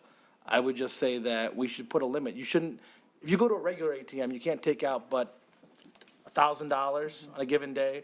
Why can you put 20 grand or take out 5 grand from a Bitcoin ATM? It makes no sense. It just smacks of mischief to me. So without objection, Mr. Mayor, I'd like that to be placed on our agenda. Any objection? Hearing none. Mayor, just a clarification, if you don't mind. Go ahead. Thank you, Councilman Radke. So is there a request to research the item and simply report back to council with the results? Because I just heard you say place it on your agenda. I'm sorry, yes. I guess I would ask for whether the ordinance that they passed in Grosse Pointe Woods makes sense and whether we should adopt that ordinance. Okay, Mayor, as I understand it, we'd be happy, I think we can get enough information, meaningful information, report back to you in 30 days, the pros and cons of the Grosse Pointe Woods ordinance and how it may be applicable in Sterling Heights. Exactly right. Okay. Excellent. I just want to thank everyone who voted in the primary yesterday. You know, it takes a lot of people to make elections happen in Sterling Heights. I want to thank all of our workers who did it. I appreciate everyone who exercised their right to vote. You know, it's a cherished right we have in America, and I appreciate the people who run the systems to make it work, because it's a thankless task. And I'm surprised that Melanie is here instead of sleeping, but she's doing a great job. So I just want to say that, and that's all I have, Mr. Mayor. All right, thank you, Mr. Radke. Anyone else? Mrs. Zarko. Thank you, Mayor Taylor. I'm going to be positive about some of the things that have happened in the city in the last couple of weeks. You know, we talk about housing, the need for housing, and what do we find out about whether we're doing things that are right or wrong. So a week ago today, one of the representatives from MML, it was Melissa Milton Pung, who's a program manager and a policy research labs from, I talked to her about the project in North Van Dyke with the Chaldean Community Foundation, and she was interested in seeing what the site looked like. So she actually came in and we visited the site as well as some of the other apartment complexes. And although we do get a lot of different opinions as to whether we're doing things right, she was very impressed with where we were putting apartment complex, especially in parking lots. As well as looking at options on how we can, maybe do things better. As far as her providing resources, because we just got an email from her, she says she usually does a follow-up and gives resources, but we're already using the resources she would have given us. So it was a really positive visit. And then this past Monday, because there'll be a change in the MML president our conference and convention in September. I know as a president, I tried to get to as many cities in the state as I could. So Don Gary, who happens to be the mayor of Sault Ste. Marie, is the president now, and he wanted to visit Southeast Michigan. So the MML director was taking him to places as far south as Monroe, and they came into Sterling Heights, and then they were spending time in like Detroit and Portage. But Mr. Vanderpool got a golf cart, and we took him around the complex, and then we were able to get on the golf cart from here to North Van Dyke on the trails. So his big thing was, because we've talked about the golden halo, is that he wanted a chance to see it. So at first we were going to get into the car and drive him over to M59, but Mr. Vanderpool says, the golf cart will make it. We don't have to get in the car. And that's exactly what we did. So we went and traversed the whole northern side of the city in a golf cart on a trail from Van Dyke to Shaner, so he could take a picture of the golden halo. So he was really impressed with the city, everybody that was on the tour with us, because it was, because one of our lobbyists was with us, who had his own reason for talking to us, and it was about housing. We need a faster golf cart, we know that, but other than that, it was a really good meeting, and like I said, we're really proud of the city. We were able to show him what we had. It was unbelievable. They didn't think they were even in Sterling Heights as they watched people kayak, and they were really impressed with the trails. And as we kept on driving, and it's like resident approved, voter approved, just remember voter approved, that got to be the buzzword on the whole trip. So I appreciate all that the city did in organizing the trip, and the feedback was great. Okay, now one more thing, fireworks. When Mr. Romano was on council, the representative that introduced the bill for the fireworks was Harold Haw, who now is a county commissioner. And at that time, Mr. Romano suggested that you call him and complain about the fireworks. So that's where you can start, because his number is listed at the county. And the other thing is there has been discussion in Lansing that maybe some of the laws can be changed by, that would reflect the population. Because it's different here when things are so dense, for people to put the fireworks on the shows that they do. But if you're going mid-state or even, up north, it's not as big a deal because everybody's so far apart. So I know that there's discussion, and so if we're going to talk to state reps, I would suggest that we talk to them about maybe, modifying what's already in place and having it changed to reflect population and density. And that might help us a lot. And thank you for voting. Thank you for coming to Sterling Fest. And we'll see you in 2 weeks or tomorrow, Music in the Park. Yep. Council, anyone Nothing else? further. I'll just say, in terms of the solicitors, coincidentally today, I just looked at it on my Ring doorbell camera. My wife was pulling into the driveway, or she was getting into the car to leave, And one of them, the door was open, and she almost got right into the car, one of these solicitors, like literally almost got into the car. So if you, ma'am, if you want to leave some information with our clerk, somebody from city administration can follow up and see if there's more we can do to help you out on your street and be a little bit more proactive about it. I'm not sure what we can do, but we'll help any way we can. Okay? Would entertain a motion to adjourn into closed session. So moved. Support. Moved and supported. Ms. Riska. Mr. Schmidt? Yes. Roski? Yes. Mayor Taylor? Yes. Yanas? Yes. Yarko? Yes. Roski? Yes. Yes. All right, motion carries 7-0. We'll adjourn into closed session. We may be returning. Stay tuned.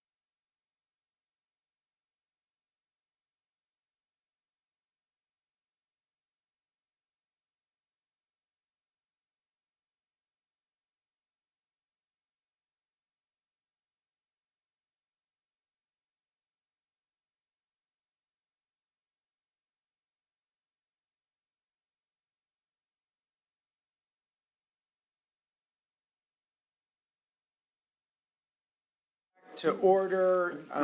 Mr. Radke. Thank you, Mr. Mayor. Resolved to authorize the city attorney to pursue all available remedies to abate the nuisance conditions and code and ordinance violations existing at 35271 Terry Brook, Sterling Heights, Michigan. Support. It's been moved and supported. Any discussion? No discussion. All in favor, say aye. Aye. Opposed? Motion carries. Entertain a motion to adjourn. So moved. Support. It's been moved and supported. No discussion. All in favor, say aye. Aye. Opposed? Motion carries. Meeting adjourned. Amen.